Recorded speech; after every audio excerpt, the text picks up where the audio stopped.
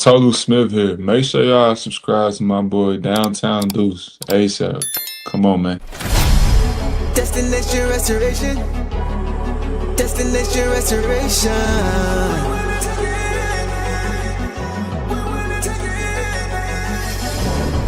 Destination restoration. Yeah, Detroit. Destination restoration. Yeah, it's our time. Can you feel the elevation? We on a mission on vacation. Time to create the separation. Championships and motivation. 313 need no explanation. Miss me with all that conversation. We ready for the confrontation. Counting down to our destination. The final destination. Together all the time together. It's us against the world, it don't get no better. We turned it around, that was the beginning. Coming for the crown, you know we winning. Time to put in the work, I'm about to go for sure. Taking our prisoners, it's my time. Yeah, I know that it hurts. Saying break out the church, you don't wanna see me in my prime. The mission is to reach, we're caught in everything. In the city, supporting the dream. Vision new I never seen, we deserve to be king. It's all or nothing, no in between. The clock is ticking and I hope you're listening. Don't touch me cause I'm sizzling. Physicality is tipping and mentality is menacing. The doggone body's crippling. Now the clock is ticking and I hope you're listening. Don't touch me cause I'm sizzling. Physicality is tipping and mentality is menacing. The doggone body's crippling. Feel the elevation. We on a mission on vacation. Time to create the separation. Championships and motivation. 313 need no explanation. Miss me with all that conversation. We ready for the confrontation. Counting down to our destination. The final destination.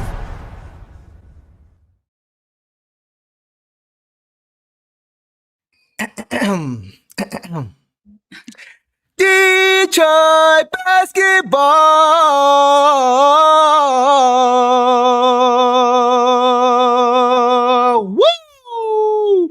I had to get him warmed up, Nacho Nick. You already know what it is, man. Everybody, welcome back to another episode of the Downtown Deuce Show with the boss. I hope you guys are having a great Monday night. I don't know how you are not, if you caught any part of that game we just witnessed. But boss, let me start with you. How are you feeling right now? I feel amazing. Like I this was the best game of the year for me. Woo! Like yes. Blowout that we kept steady, and we got everyone on the floor. It was a game of everybody. Highlights. It was a game of highlights. Like yes, my Instagram story is just going to be 100 different plays from tonight because it was just so fun, so good. Man. Yeah, I feel amazing. Man, you know who doesn't feel amazing, boss? Spike Lee.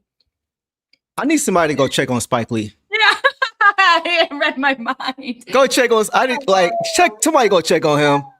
Make sure he is not alone tonight. Make sure you got a bottle of something for him. Make sure you phone a friend. Make sure you got a shrink ready for him.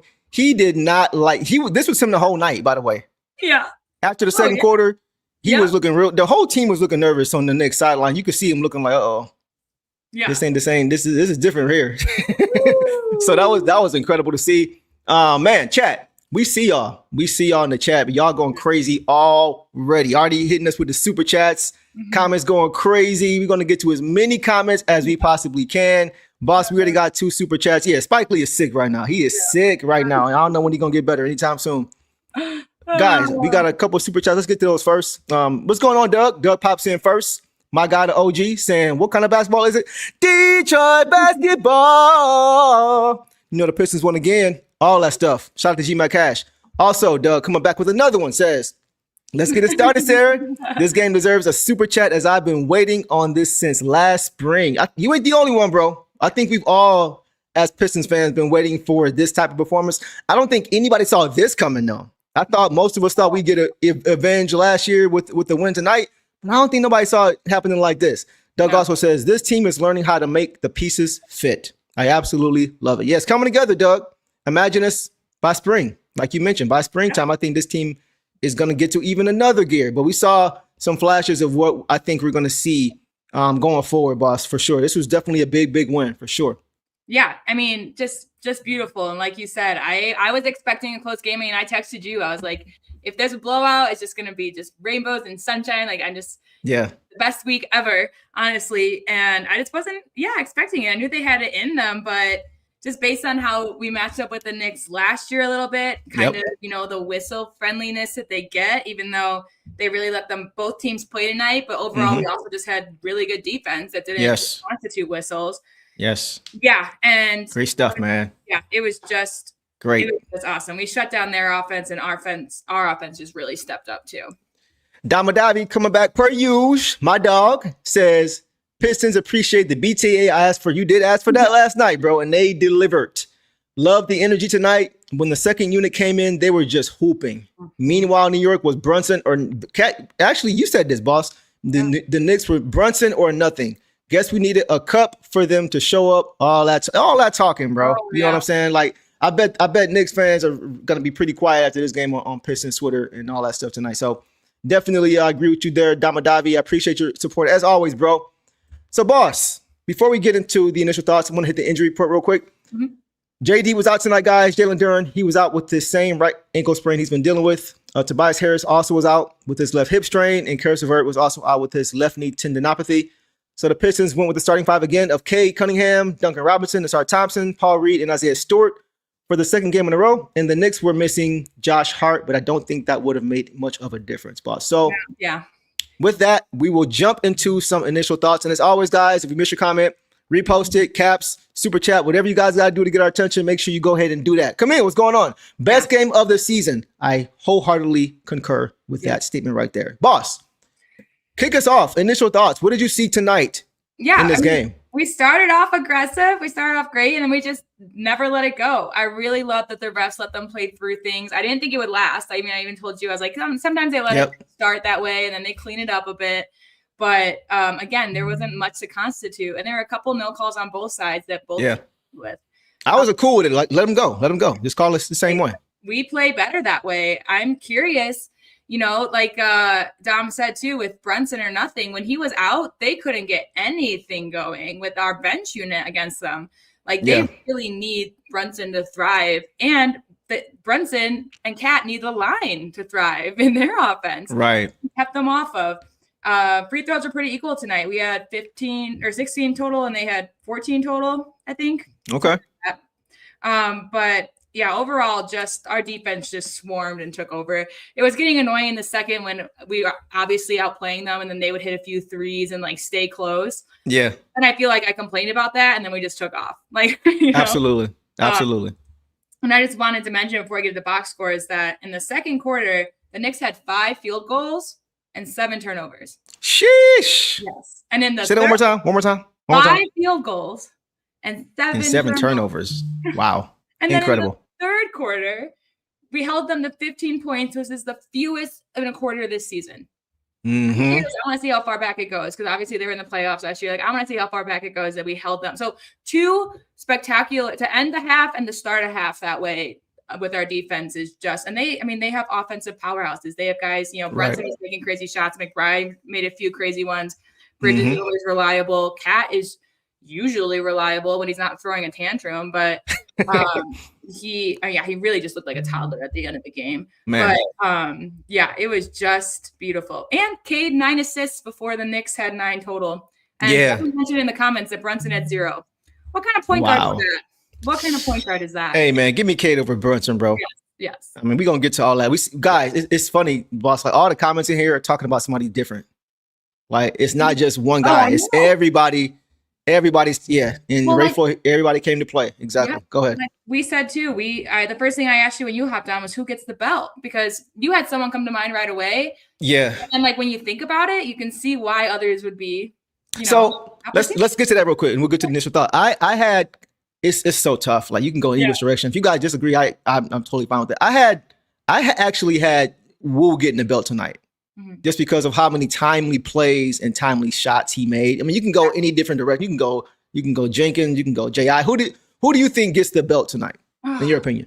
I mean, I think it is going to be Javonte. Or Cade, anybody even. Go ahead. Yeah, but even Ivy, like, was shooting 60%, and he had his most minutes and most points this season. Yeah. And I mean, obviously Cade was shooting 64%, and he had a double-double. Paul Reed, I really stepped up, even though it's not reflecting the box score. Stu with the blocks. Ron Holland had 3 blocks. Like, again, anyone. Ron could have got it. Yeah, man. Stu could have got it. You could have gave it to anybody, and you really wouldn't have much pushback. Yeah. That's the crazy part. I'm seeing a lot of. I see Stu. I see a lot of Woo, J.I. or Woo, Green, Woo. It's just, Cade, Ron, everybody. Like, get a belt to the whole team, or get a belt to coach for having a great game plan. How about that? Someone said JB earlier. There's so many comments now I can't scroll up, but I know that someone say, "Oh, I'm not mad at that. I'm not mad at that." Cade 29 and 29 is ridiculous. Yesterday it was Daniss 25 and 25. Tonight it was Cade 29 and 29. Crazy, man. He had a quiet 29 too, which is a great sign. Well, that's what they were saying too. Is like it was kind of quiet, but it's also like, and he was recording blocks, 2 blocks on his steal. Another chase down. So it's like you get a quiet 29 because you're working your butt up on the other end too. And we'll get to it. We'll get to it. So let me hear some of your initial thoughts, boss, before we get too deep into it, and then we can kind of go from there. Take off. I already gave mine. I gave him with all the. That was all yours. That was it. Okay. I want to make sure I let you go. They'll all be. My initial thoughts are, I'm just excited to hit everybody deserves their time tonight. So I'll probably go with that. But okay.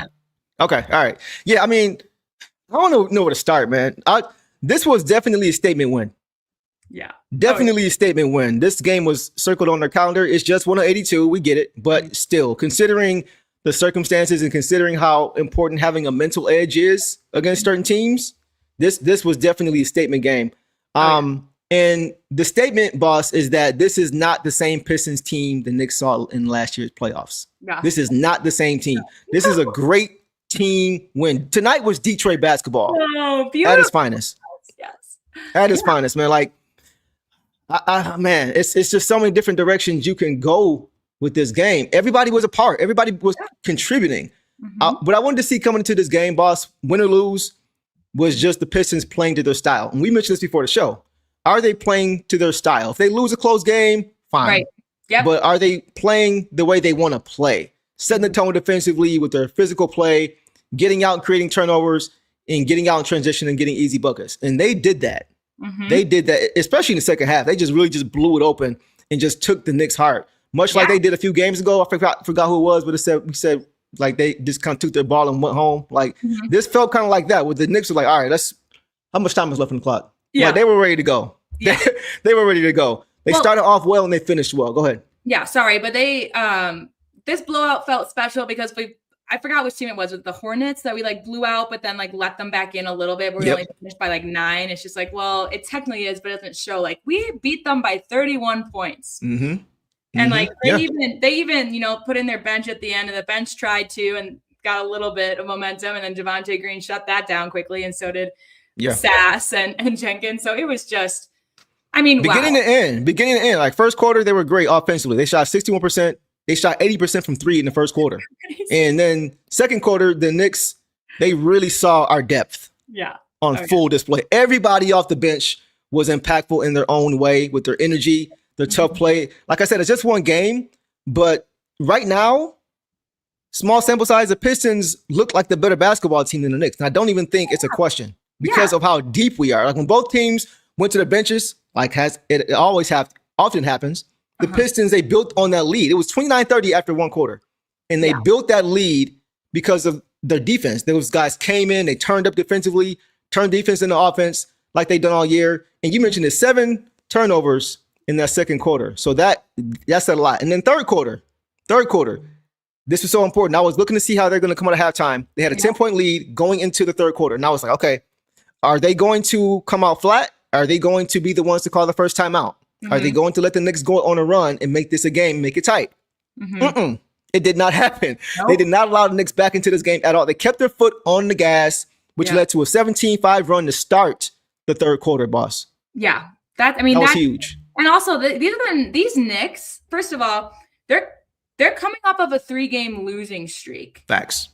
So if I was a Knicks fan, I would be kind of disgusted of how they played and how they didn't come out of the half. Because I thought, like you, I was like, they're going to come out super strong. Yep. And I think we shut that down early. But it's just, again, just this is the way they played is not the way that we would ever play. Like we, they just kind of gave up and put it in one man's hand and it didn't work. But I agree with you completely. Like just getting it, we just stayed 100% the whole way. Everyone did. I mean, Duncan flew in for an offensive rebound. That was nice to see. Guys that aren't really usually where they are, or doing what they're not expected to do, just to keep the momentum going, and they all just fed off of each other.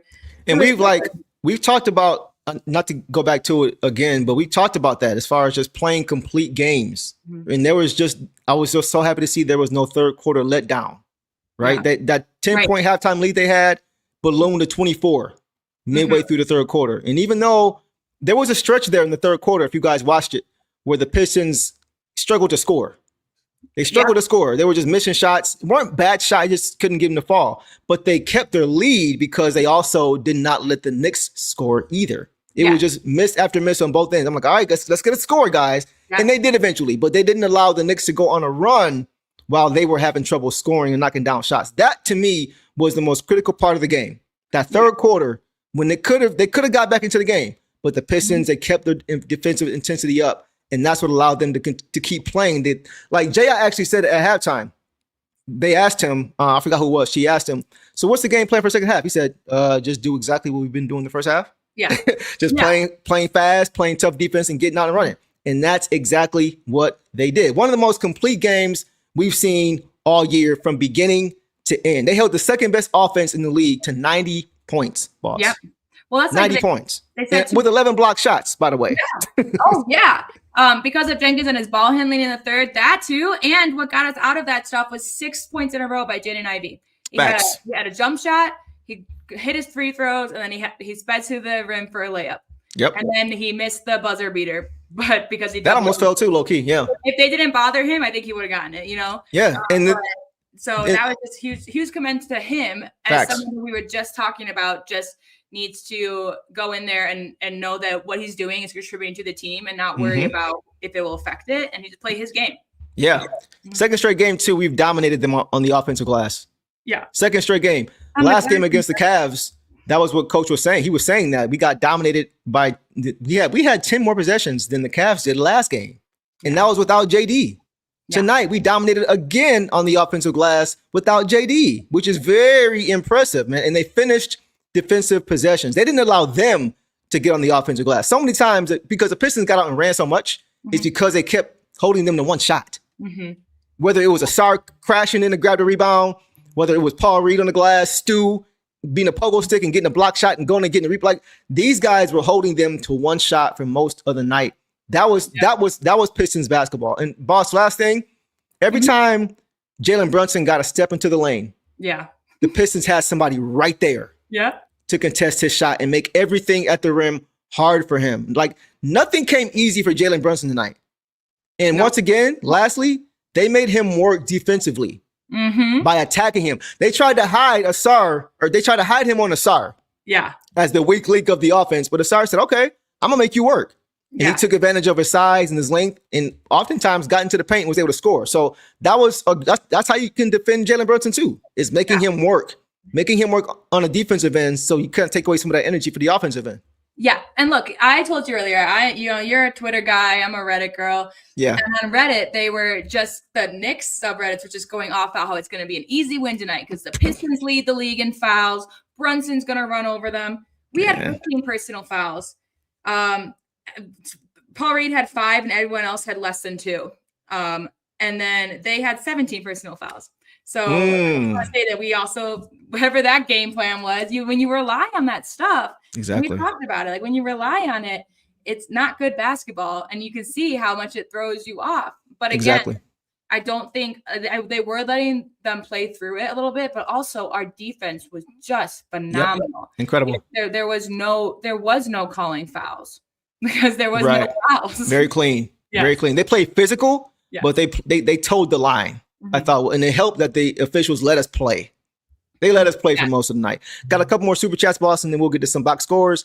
DMG says, in the tweet I mentioned, Deuce, I said we would lose against the Knicks. Kawhi's 55 had me prisoner of the moment. This is the happiest I've ever been taking my own L. Great job by our guys tonight. Props to you all. Appreciate you, DMG, as always, man. Yeah, man, low-key, Cade was looking like Kawhi in stretches. The way he was just getting to a spot and knocking it down over and over and over again. Yep. Cade was, and we're going to get to him in a second, but Cade was very, very good tonight in this game across the board. But DMG, I appreciate it. It's always good to be happy after an L, right? I get it. But we definitely put BTA tonight for sure. So I appreciate you, DMG. And also Keith Lee Petway says, we talked about Nas Reed. We have beefs too. Hey, you know what? That's a fact. That's a fact. Honestly, like you guys know I wanted Nas Reed last year. That was the guy on my list. But now that we have a Paul Reed to go along with a JD in the stew, we're good. Yep. We're good. In the second straight game, Paul Reed has showed that he is a starting level center. And he's going to be our third big. So there's no reason for him to not get consistent time going forward because we see what he did tonight without a guy like Jalen Duren even available. Yeah. Incredible stuff. So we'll get to all these guys. Boss, anything else before we get to some box scores? No, just that I know that, I've also been a prisoner of the moment. I mean, I was a prisoner of the moment today in the third. I was like, I know we're outplaying them. I know we're doing this, but I still can't, just let my hopes get up. I have to see us finish it through. And once we started, I was like, yeah, this game's over. Gumby said, the Pistons put BTA. That's hilarious. I'm mad that I knew what that was immediately as soon as I saw it. That's funny. Man. That's hilarious. But yeah, guys, let's go ahead and get to some box score. Mario, what's going on, bro? Let's get to some box scores, boss, and then we will kick it off from there. So, guys, tonight, let's start with Cade Cunningham. Guys, 29 points on 11 for 17 shooting, 3 of 4 from 3, 4 or 5 from the free throw line, 3 boards, 13 assists, 5 turnovers, 1 steal, 2 blocks in 29 minutes. Excellent. Excellent, boss. Take off on C2. Just insane. And some of those misses, 3 of 4 from 3 was huge, but some of those misses were just at the rim when he was being bothered. He can't help it, But his mid-range was on point tonight. The 13 assists again, and the steals and the blocks. He just again, every time I'm just always like, but what is there to say? He just does Cade things. I loved in the first, he put that McCullough, I think that's his name, on skates. Like that guy they showed the bench too. I think. Oh yeah. Bench, skating around. He had that really nice find to B-ball Paul for the slam. Just a big block as well. But yeah, 29 points and 13 assists compared to 25 points and 0 assists for Brunson, who is 0 is crazy. Often put above Cade in MVP talks. And we just went through this with Jeff Teague talking about why Cade deserves it for his two-way play. Well, what about, and I'd say this with SGA as well as a point guard, he doesn't double-double either. Nah, you're right. Yeah, you said that. With defense. That's why I put him above. Also, obviously I'm a Pistons fan, but I try to be objective. But just what he's doing out here is phenomenal, and it's fun, clean basketball. I mean, the crowd had it right with chanting MVP, Yep. Yeah, I just could not. And I'm glad he's okay after Karl Anthony Towns ran him over. 3 offensive fouls that man had tonight. Yeah, he was frustrated. 35 on the season. Offensive fouls that has. Just wanted to. It's just fun. No, that's good stuff, man. Cade looked like an MVP tonight. Like we've heard it in years past when he first got here, he was a rookie, second year player. We were excited to have one of those guys, like one of those guys we knew could be that level. But now it's validated. Yeah. Like when you hear at the line, it's not like it's legit now. Like he's an MVP level player for real. So it's nice to be able to hear those chants now, and they have a lot of validity to it now at this point. That's cool. But he was ready. Yeah, he was ready. Like you mentioned how he and Jalen Brunson are in the MVP talk and conversation. He knew the importance of this game. He knew how important it is on the national stage. Best team in the league in the East against second best team in the East. He came out tonight looking to make a statement, man. He knew what was up. He knew what was up. He was aware of the elephant in the room. And just the way he played this game, I thought he did a great job of just mixing it up offensively. Like as far as scoring and as far as getting his other guys involved. 3 assists in the first, I think, 2 minutes of this game. But he was still getting to his spots and getting his own offense as well. He's really gotten better with that, boss, as far as just balancing out the offense and just reading the game. In previous years, I felt like he had either been too passive, is waiting too long to get his offense going, or doing too much too early, as far as his own offense. But tonight he was very balanced and how he attacked this game. And I really am impressed with his growth offensively as far as instinctually and just knowing what to do and when to do it. Incredible. That's a really good point. But also he has, the whole talk has been around the Pistons needing another shooter to balance it out. And he could trust everyone with the ball tonight. It's how he had 13 assists. To get an assist, your guy has to make the basket. So, very true. He knew who to go to. He knew, I'm really curious actually who he had connections to. I know he had a few to Paul Reed, but I think a lot were on the perimeter as well. Like like you said, he stayed under 30 minutes, which is what we talked about. We said 32 was like the sweet spot, 35. Yeah. So to be under 30 minutes and blow them out like this is just great. And and I agree with you completely in terms of, it was just a really balanced game from him because we've also seen him not play hero ball, but know that he can get the job done. So he tries. Aggressive. A few possessions in a row where he might not make it. And it's like, okay, no, now what? But he knew exactly what to do tonight. And I would say that about everyone. Everyone, like Ausar, everyone looked confident tonight in their decisions. You mentioned in 29 minutes, a big part of that is because he got to chill in the fourth quarter. Yeah. We always talk about that, how good teams, they're able to rest their superstars in the fourth quarter. And you see, I said it all the time, but you see the main guys on the benches just laughing and chilling. Meanwhile, on the court, you got guys who are third stringers knocking down shots. It's so many times in years past I've seen it. And I'm like, who is this guy who just came to the game knocking down all these shots? That was us tonight. Yep.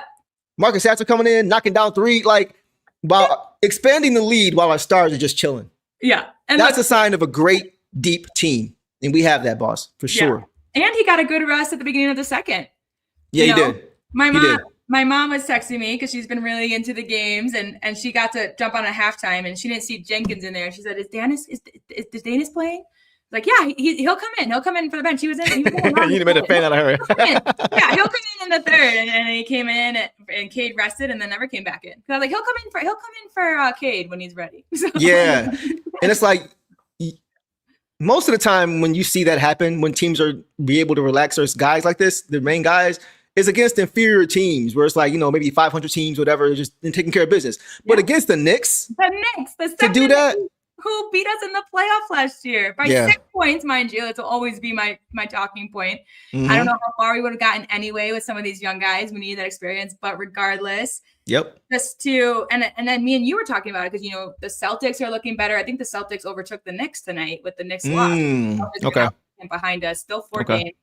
But if you play like that, there's no one we can't beat, including OKC. Yep. Because what nobody we're doing is taking away offense and also, taking advantage of our offensive possessions and our scoring. I mean, 50% on three is crazy and it's not like us, but to then just take advantage of that. Yeah. And because if that had started, wavering, we would have just gone to our paint game. We would have gone Facts. Facts. Yeah, it was great, man. But Cade he really played a really good floor game. And once again, he was a big part of why we started that third quarter, second half off so well. He scored or assisted on the Pistons' first 14 points, boss. Man. So that was on his mind. We're not letting him back into this game. And he made sure he put his imprint on this game in that second half, just to really put his foot on their neck, the team's foot on their neck, and not let up.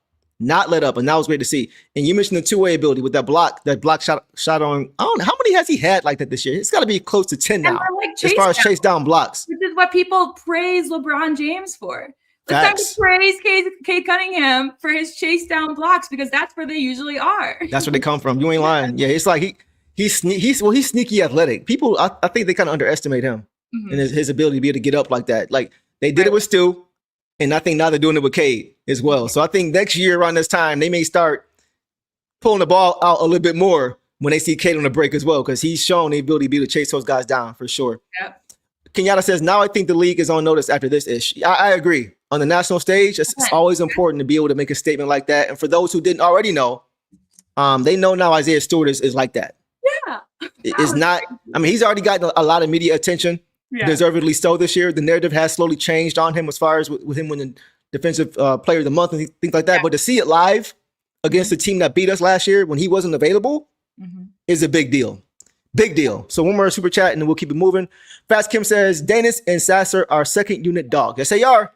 Yeah. Definitely, man. And they come in and they do it different ways too. That's the cool part is that they're not they're not uniformly the same. They can do it in different ways, and that makes it hard to game plan, like you mentioned last show, boss.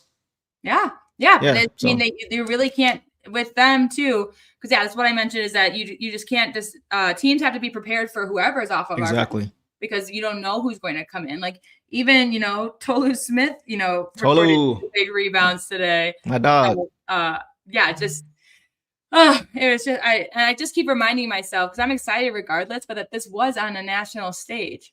Even if you were like coming in to watch the Sixers Nuggets or another game that didn't start till an hour and a half later, like this is what you turned on, this is what you saw. What you saw was defense for 48 minutes. Exactly. 48-minute game. Basketball. That's just 100%. fun basketball. Yeah. That's how we play. So if this is indicative of how the rest of the season is gonna go, like I mentioned, top of the year, I think this year may be even more fun than what last year was. So we'll leave it there.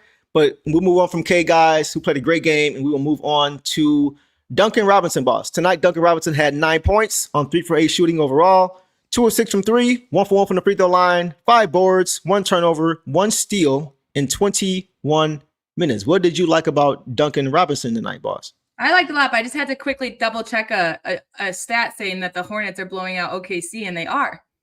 Seriously? Hornets are up by 24 with on the Thunder left. Yes. Sheesh. Did someone get hurt? Did someone take Shea out? Y'all let us know, man. What happened? They've been kind of slumping lately, low key. The Thunder have.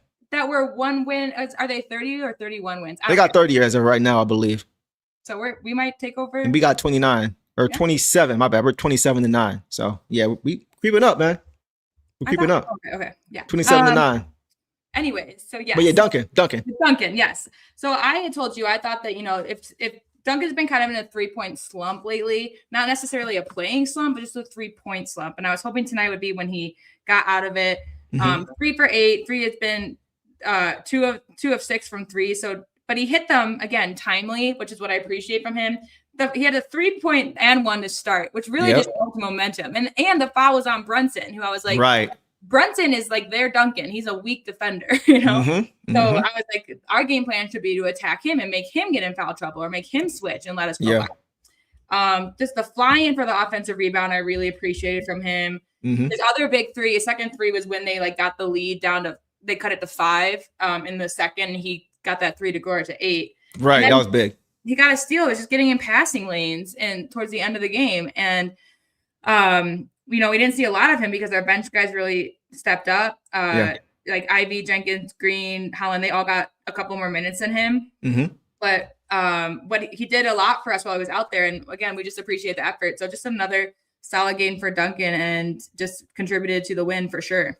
Yeah, that was kind of my thought, boss. Like I thought he was solid.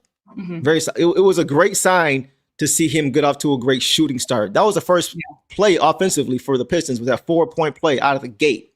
So that told me, okay, he may be able to do some things tonight, even if he's not shooting a ton of threes, just demanding that respect and attention early in the game for other guys. I thought he did a good job of that. And like you mentioned, just his energy, like attacking the offensive glass for that putback may seem like it's not a lot, but for a guy like Duncan, you love to see plays like that. Duncan, no D. He wasn't bad tonight. He wasn't it wasn't like you didn't see guys hunting him out. You didn't see Mikal Bridges hunting him out or Anunoby hunting him out a lot. Brunson, and he was switching on top when Ausar was in. He got open a couple times with that switch. Yeah. We'll take that again for what he was doing. And again, it's not like JB played him for 30 minutes because that's something we've complained about. And he went on he missed 2 threes in a row on one possession, then 2. So it was like a bulk miss, but then he stopped shooting until that was the key. It was the bulk thing. So his numbers would have looked a little bit better if he didn't, hit those. But again, if he knocked those down, it could have been even more. It would have been blowout because he missed 2 or 3 they were wide. He missed 2 straight on the one possession where it came right back to him and he just couldn't get the fall. But if he knocks those down, it's ugly. Go ahead. Yeah, when we were that, when you mentioned that time period where they weren't scoring and we weren't scoring, it's kind of in that area. So there was no damage done, but but yeah, he was solid. He was solid. I wasn't mad what I saw from Duncan tonight. We got some more super chats. We got to get Doug back in here. Doug says, Deuce, I have a 30-year-old daughter named Sarah, and she is pretty and smart like our Sarah. Oh, Doug, so sweet. It's like you two are watching with me. Trajan says he wants to see the core develop. So, hey, how you like me now? Hey, it's paying off. It's paying off, isn't it? So many guys who are getting opportunities who weren't part of what we were doing last year were big for this team this year, right? Whether it was vets or whether it was just young guys just getting opportunity. And this is why Trajan Landis said he wanted to see these guys play together. Yeah. This is why he was in no rush to make a trade, because you need to know what you have in order to know what you need.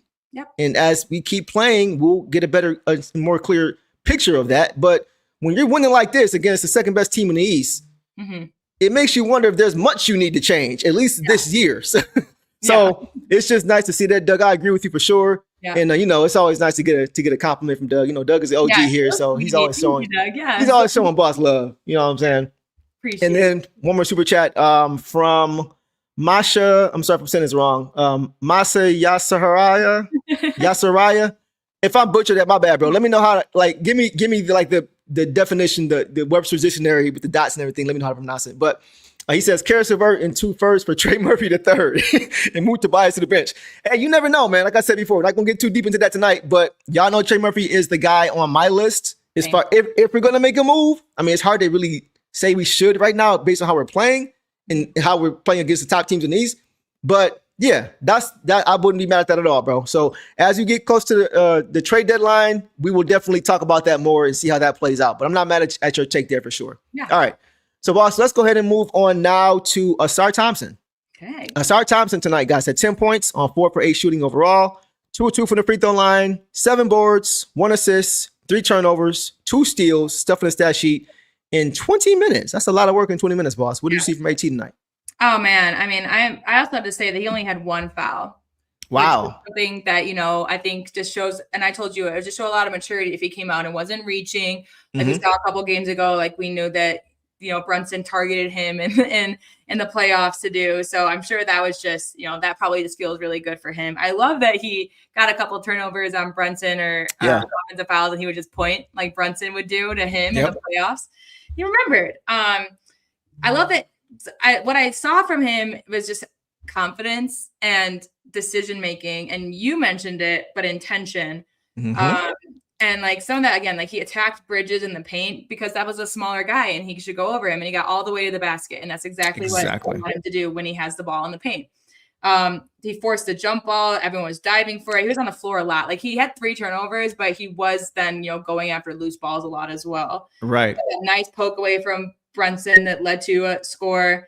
And then this was soaring dunk that probably just felt good. It always feels nice to see Ausar, dunk because he just really floats, he really floats. Man. It's really exciting to see.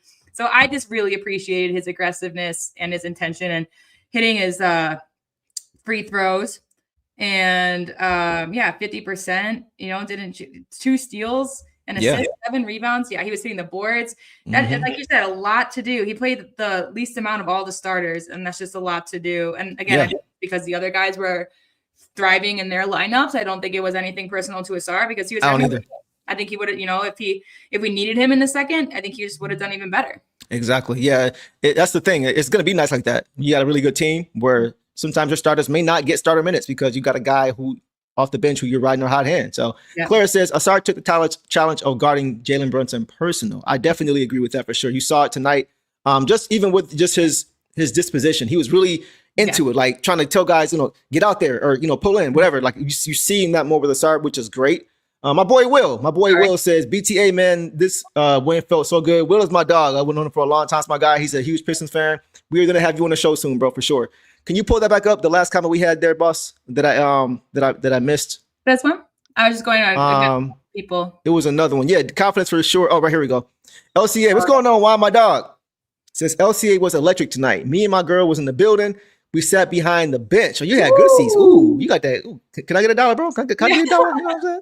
By the way, y'all make sure y'all go check him out. Coach of Detroit. He has his own clothing line. Y'all go check him out. Coach of Detroit. He's got some of the best Pistons and just Detroit sports attire that you can find. So y'all go check him out for sure. That's my dog. Says Cade was locked in.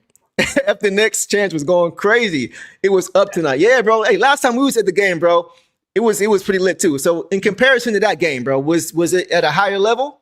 Because we know how it can get. You can hear it through the screen. Like I was at home for this one. I thought about going, but I stay home. But you can even hear it through just the broadcast how electric and it was a frenzy in there. You could just tell it was a different level of energy. So let me know. But I definitely agree with you, bro, for sure.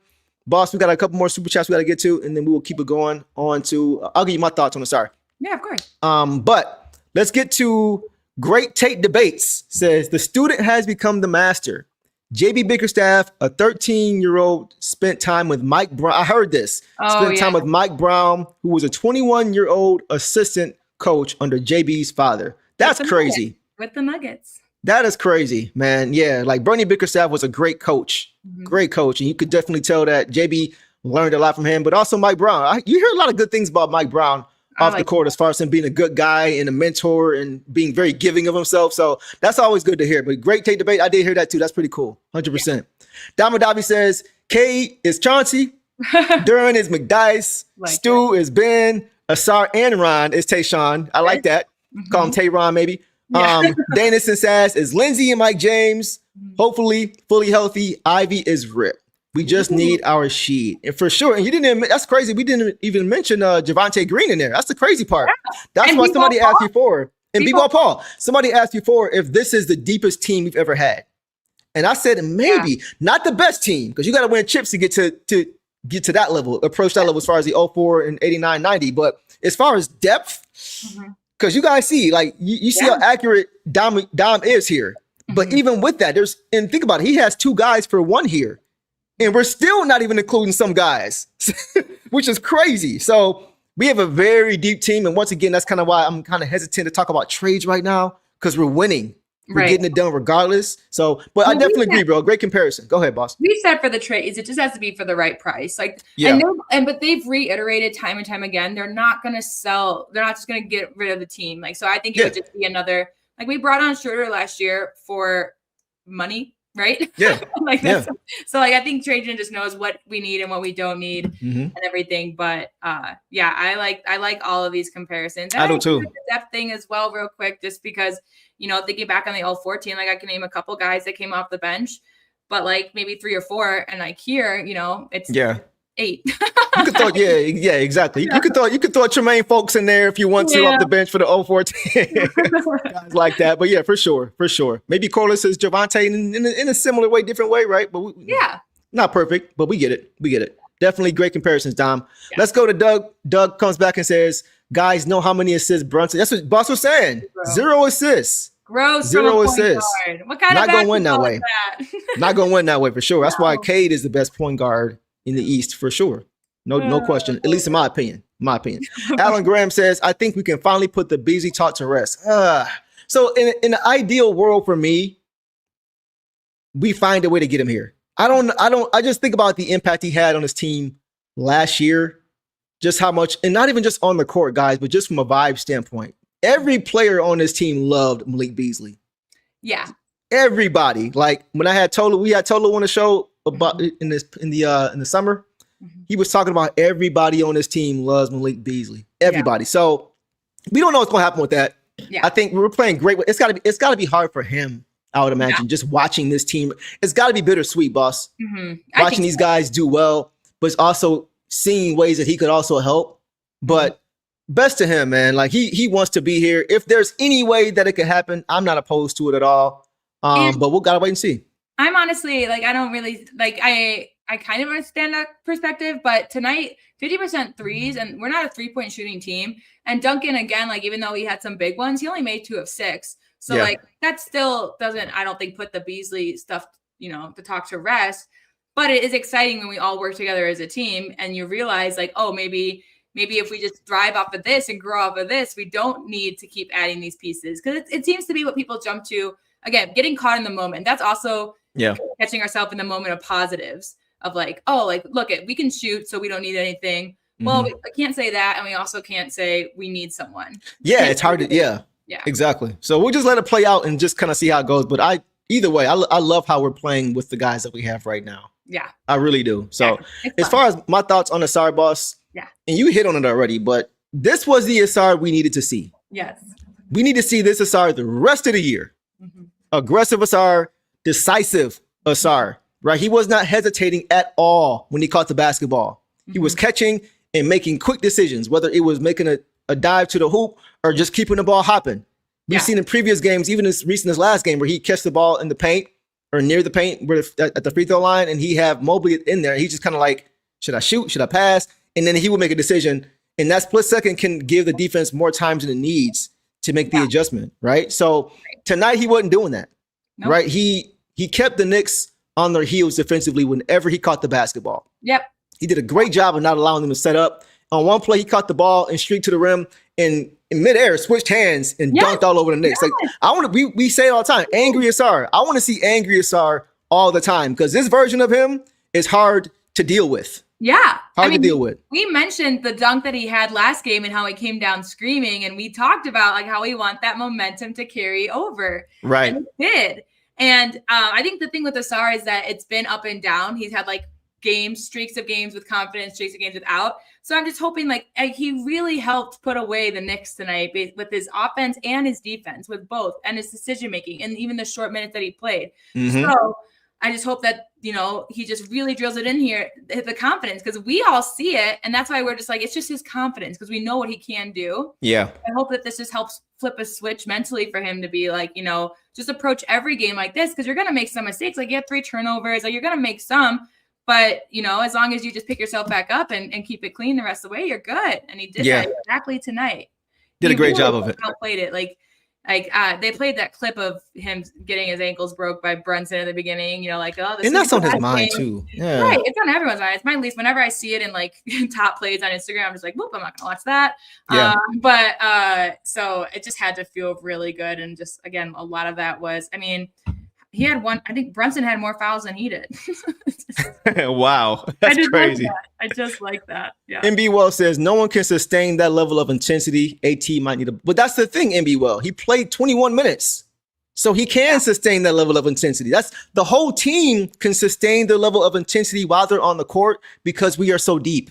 Yeah, that's the whole point. Most teams can't go as hard as we can because they don't have the depth to be able to have guys to come in behind them and keep that pace. Yeah. That's why you see some of the teams who play hard, they gas out in the second half because they don't have the depth. They got to log 40 minutes because there's no one behind them to keep the pace. They don't have a Daniss Jenkins on their bench, Javonte Green on their bench, Ron Howard. They don't have those guys. So, sorry, I want him to keep doing what he's doing because if he gets any semblance of being, if he's tired at all, hey, Ron, hey, Javonte, hey, Jaden, go ahead, do your thing. And he can just chill like he did tonight. So, in my mind, you gotta keep him playing the way he's playing for sure. It's a part of our game plan at this point is to wear teams down. Yeah. And again, that's why we can struggle against young teams like the Wizards and Hornets, where we can struggle a little bit because they have energy and stuff like that. So and especially when we were able to get on transition, which we were eventually, they kind of kept us at a half court, but we were able to keep it steady again. Yep. And also, I was just looking at the plus minuses for fun. I think the Knicks only led once, and it was when they led 1-0. At the start of the game. Oh, that early foul. Right. 14 seconds into the game. You could be right. I don't think that they're all minus and we're all plus, which is. I saw that. So I think that they only. I could be wrong, but then because then we went and scored a bunch and then they came back. I don't think we let them get all the way back. Yeah, that's impressive, man. That's extremely impressive because you're right. Because I was like, here we go with the fouls early in the game. I was like, they're gonna be in the penalty because it was a foul. I think Stu jumped on I think he bit on a pump fake on Anunoby, and that was the first foul. He tried to hold on to the basket to like stop from hitting him, and it didn't. Yeah, he would have gotten a basket interference call anyways. Yeah, but yeah, great response from that. Yeah, that's a great point. I didn't even realize that. I think that was the only time they let this whole game. Yeah, that's crazy. Yeah. Kevin coming through says, we're finally enjoying the fruits of tanking. Bro, it is such a beautiful feeling. It is a beautiful thing. A lot of teams, they tank. It don't pay off like this. It does not pay off like this at all. So let's get to some quick comments and we'll keep going. Chuck says, Stu was the only player that touched 30 minutes tonight. I did not realize that. But, I mean, you see why. The impact that he had in this game. He was incredible in this game. We'll get to Stu as well. Yeah, man. Okay, let's keep it going, guys. One more. I believe Christian Wood could be our Rasheed Wallace. Wood was playing his best basketball after Andre Drummond left. He was really good. I just don't understand. So he's a very talented player. I'm not sure if he's even playing now, but he's just always had off the court issues. Yeah, it's going on even right recently. Now. I was just about to say now where somebody is by his ex-girlfriend put a hit on him or is something. trying to unalive him or something crazy. Yeah, so he got custody. Yeah, no. So that to me is the only talent-wise, I'm with you, Ro King. Yeah. He could be that type of guy. That's the kind of guy that I think we need, and that's why I like certain guys right? But I just think you got to look at chemistry. Yeah. You got to look at chemistry and vibes. And I think right now you just don't mess with that. Even after the Beasley stuff, that's just something that Trajan said, that he just wants high character guys on his team. And again, Facts. whatever his drama is with the baby, it doesn't necessarily impact, Wood's character. I'm not going to say that, but it is drama. It is stuff we don't want. There's certain players in this league right now that I'm like, I don't want that because of what they bring off court too. So. MPJ, for example. Let's go to Doug McMiniman. Doug says Pistons drop the depth charges. Ships are sinking. The depth charges. That's interesting. Yeah, it's crazy, man. Like not a lot of teams can really match up with us depth wise. There's like maybe one or two teams you mentioned, boss, the OKC or maybe San Antonio. Yeah. After that, it gets kind of scary pretty quickly. Yeah. Right. So the Hornets did close out on OKC. They won by 27. Sheesh. And it says Shea scored, so it says people played. So yeah, man, it's getting spooky. Yeah. It's spooky, man. But once again, we see what we've been able to do. We had in the midst of our 13-game winning streak, we were dealing with a ton of injuries. That should tell you everything you need to know about how deep we are as a team. 100%. Yep. So we'll leave it there, guys. Let's go ahead now and move on to boss B-Ball Paul. Paul Reed tonight, guys. 8 points on 4 for 7 shooting overall. All of 1 from 3, 8 rebounds, 1 assist, 1 turnover, and a block, boss, in 26 minutes. Take off. Oh, well, I predicted that he would out-rebound Mitchell Robinson, but Mitchell Robinson did end with 10. But Cat ended with 1. So I should have just We're going to get to him, too. And with that. So him with 8 and 8 points, 8 rebounds, and Stu with 7 points, 9 rebounds. Like, they basically just matched each other out there. He had just offensive boards, just crazy. Let's see, 5 offensive. He drew that offensive foul on Cat.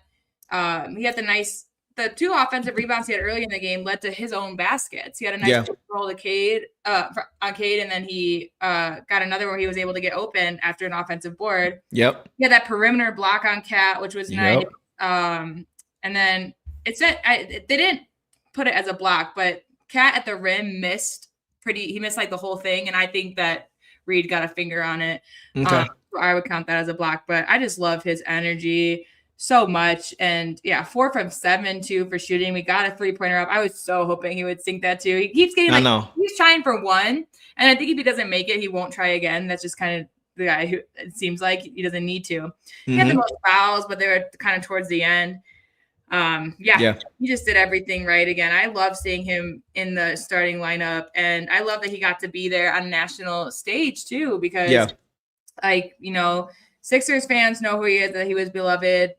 There are just a lot of names tonight that I'm excited. The national media, they don't trash him, they don't push him, so you don't know who they are. So Paul Reed is one of those guys.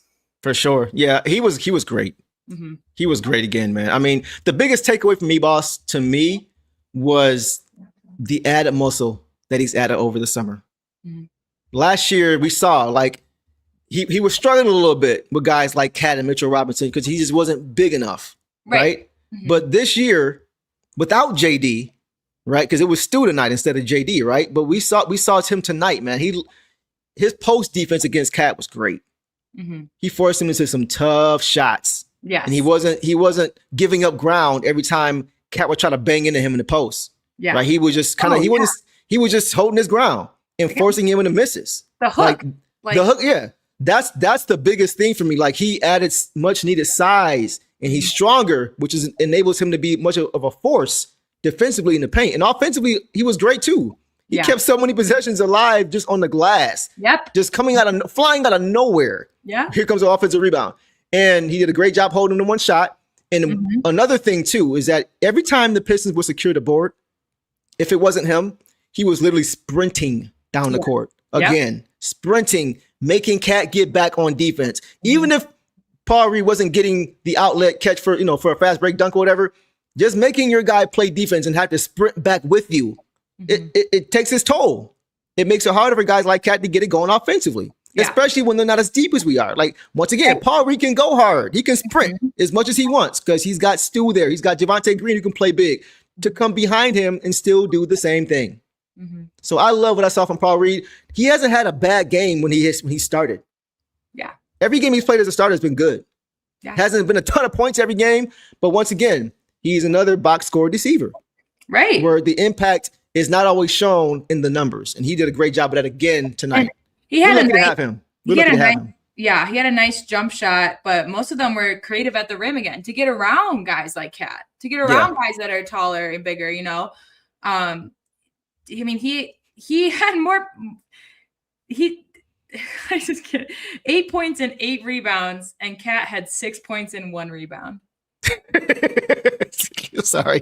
I know, but it's like, and everyone has their off games, but he shut him down. And again, first offensive foul he threw was a hook because Cat was hooking him the whole way, like obvious.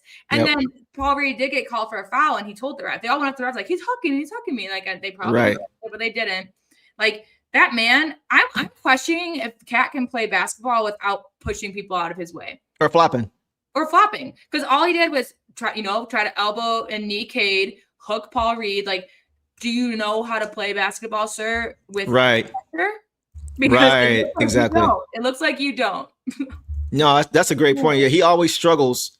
But once again, when you're going against guys that have the strength and the foot speed to be able to stay in front, you're going to get frustrated. Yeah. There's not a lot of guys in the league who have that combination, boss. And I think that's the key. We have guys like our front court is one of his worst nightmares because we match up with him well.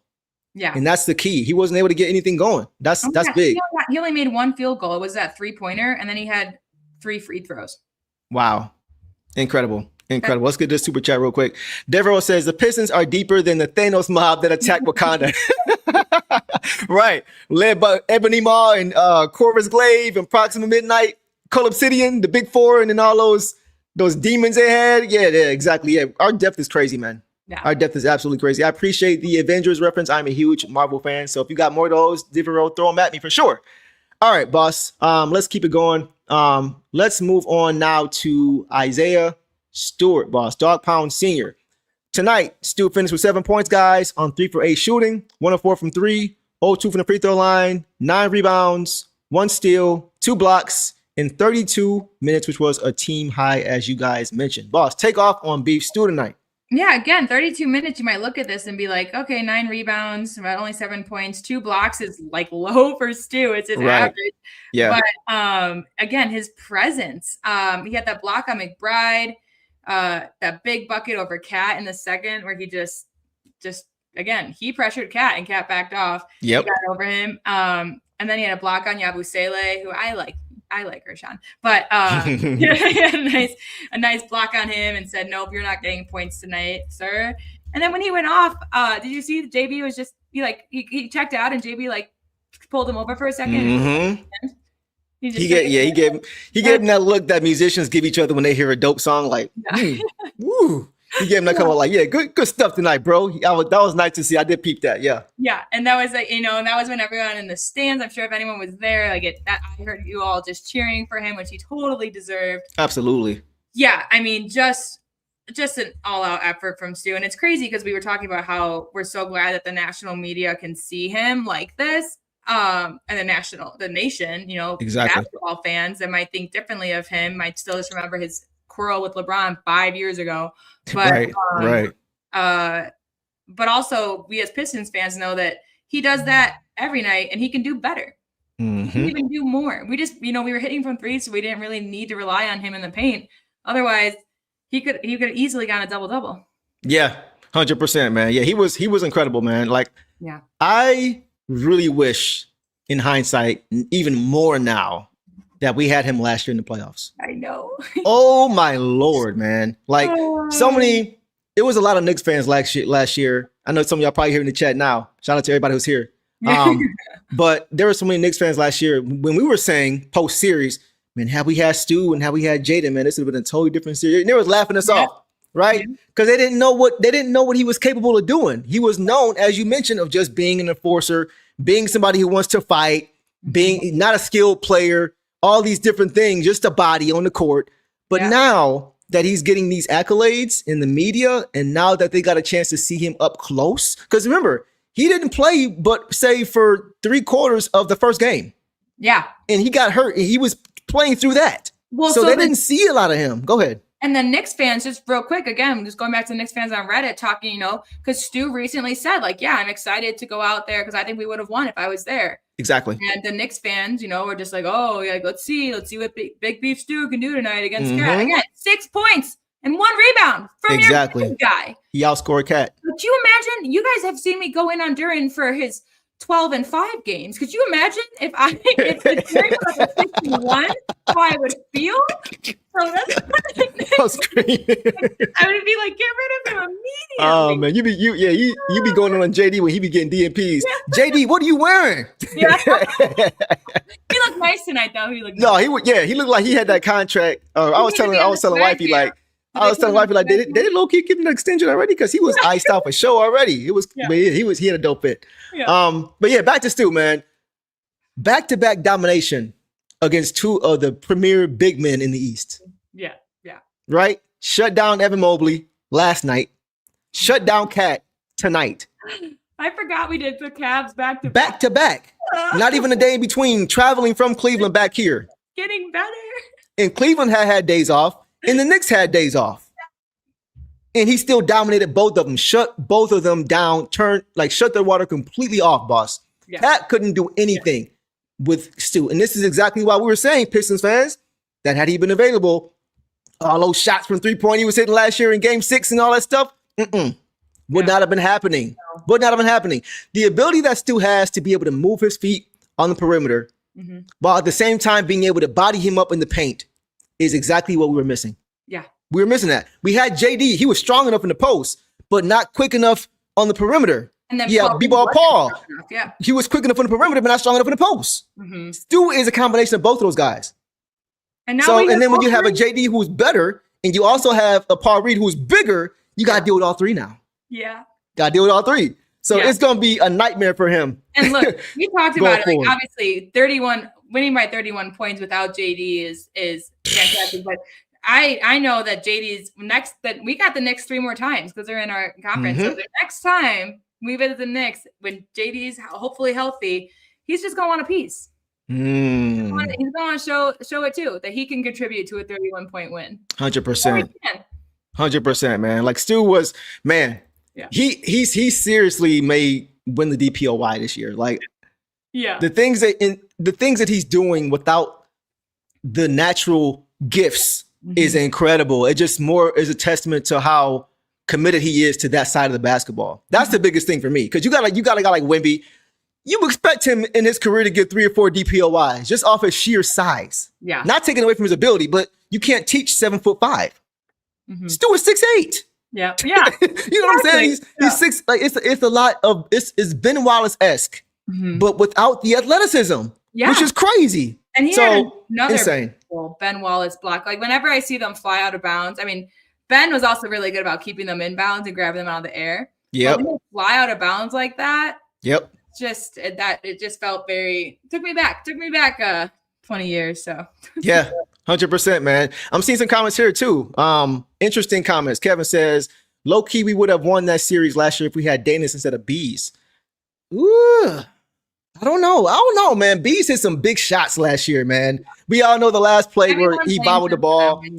I know, but I don't want to take away from him, man, because he really was big for us last year in the playoffs. But I do think that Daniss will be huge for us this year in the playoffs, just because he's that secondary point guard we always talk about that allows Cade to sit down. So you may have a point there. It's interesting to see. So we'll kind of keep our eyes on that going forward. But yeah, Stu was amazing, man. Block party again. Literally erased Deuce McBride's layup attempt at the rim, which was incredible. And then once again, just like Paul Reed, he was also big on the glass, offensive glass. Out muscling Cat. Cat didn't want no part of him. Cat didn't want no part of that dog. No. At all. That was the kitty cat tonight. Kitty cat vibes for sure. Meow. Yeah. All right, guys. So let's go ahead and go to some reserves. And then you're right. And what's the name of your cat, by the way? Jane. I'm gonna start calling Cat Jane. Anyway, let's go ahead and go to the bench and let's see how that played out. Let's start, boss, with J.I., man. Yeah. Jaden Ivey, guys. Tonight, Jaden Ivey finished with, where is he at? Okay, finished with 16 points on 6 for 10 shooting, 1 or 2 from 3, 3 or 4 from the free throw line, 3 boards, 1 assist, 1 turnover, and 1 steal, boss, in 22 minutes. Take off on J.I. What did you see tonight from him? I think that's his most. I would say his most or around his most. I don't know if the Boston game a month and a half ago was one, but I think he played like 29 one game. It was like far and away more than any other game. But go ahead. This is more. It's ever since he's been kind of building up again. Agreed. This has been his most minutes played. He was super reliable again, super good on defense. No personal fouls. Good job, Ji. The 6 of 10. I'll take that any night. Of course. He just had beautiful shots. He ended the scoring drought for us again with the jump shot and then the free throws and that layup. Yep. The big 3 was exciting. Yeah, he was just all over the place, and he just really helps space it with. I think he did a lot of help too when he was on the floor with Cade or with Jenkins.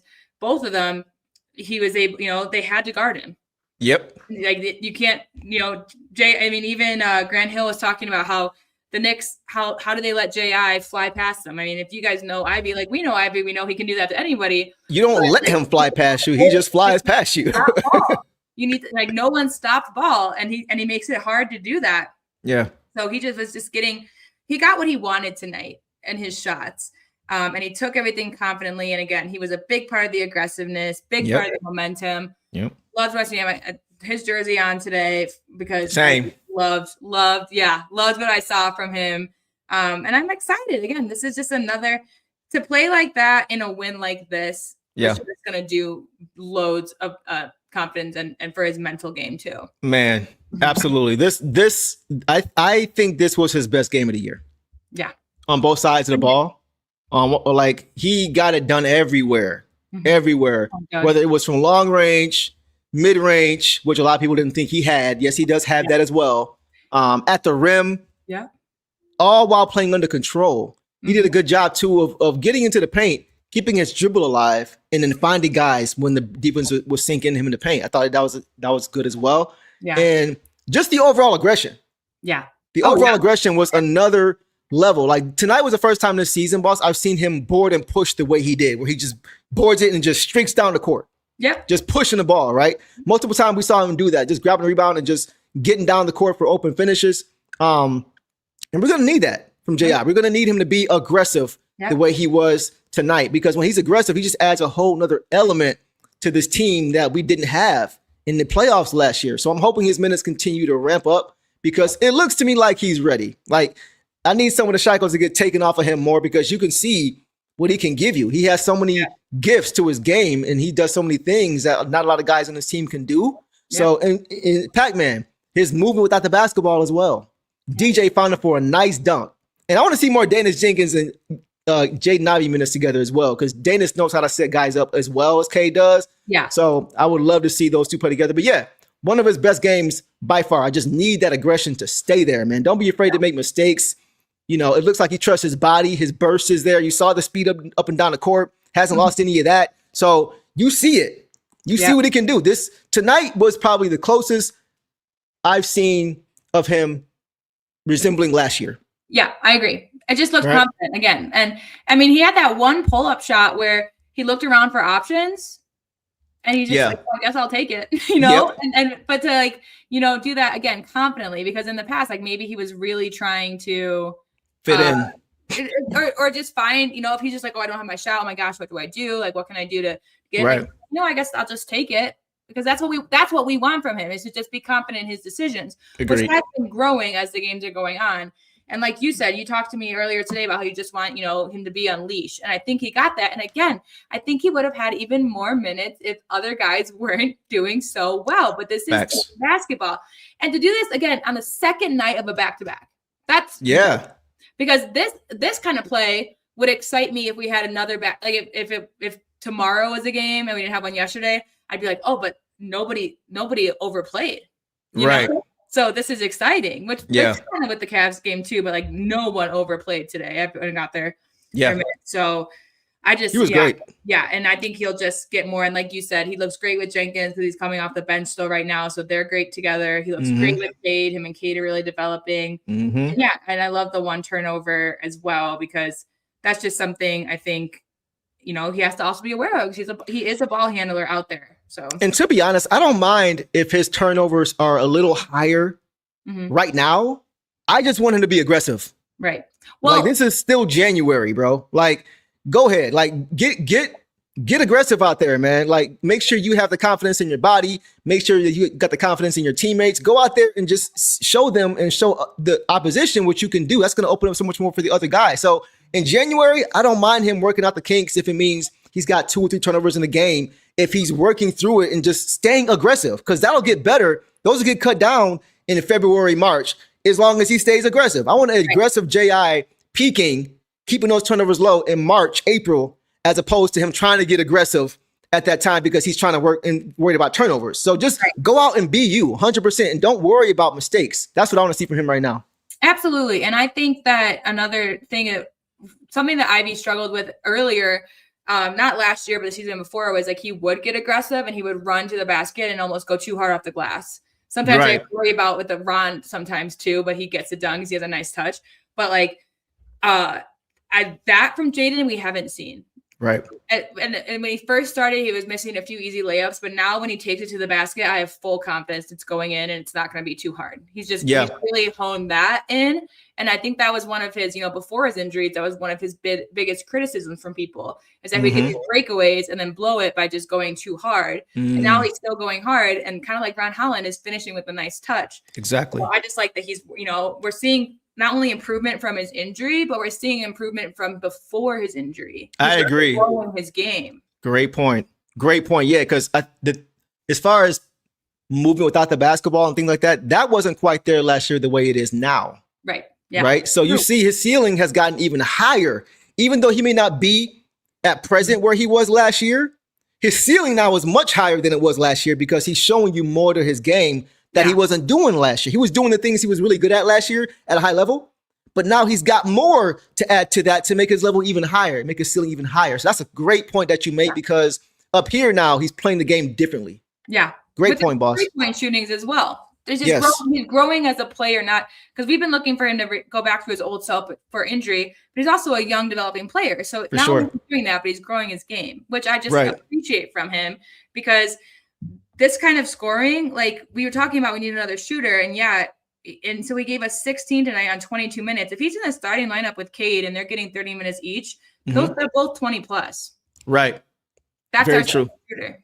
Yep. So. Very true. Very true. Let's get to William Black. My dog says, with the depth we have, do y'all think JB has JI as a Nas Reed role for the rest of the season and playoffs?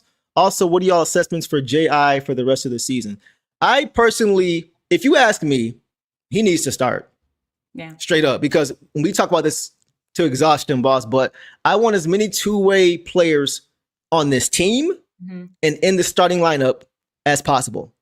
Because of who we want to be. We want to be a team that can turn defense into offense. To have that, you got to have guys who can strap up defensively, who can stay in front of their man, who can get stops, but also who are athletes. Yeah. Athletes. JI is one of the fastest guys on this team. You heard Ausar before the season started say that JI is one of the fastest people he's ever met.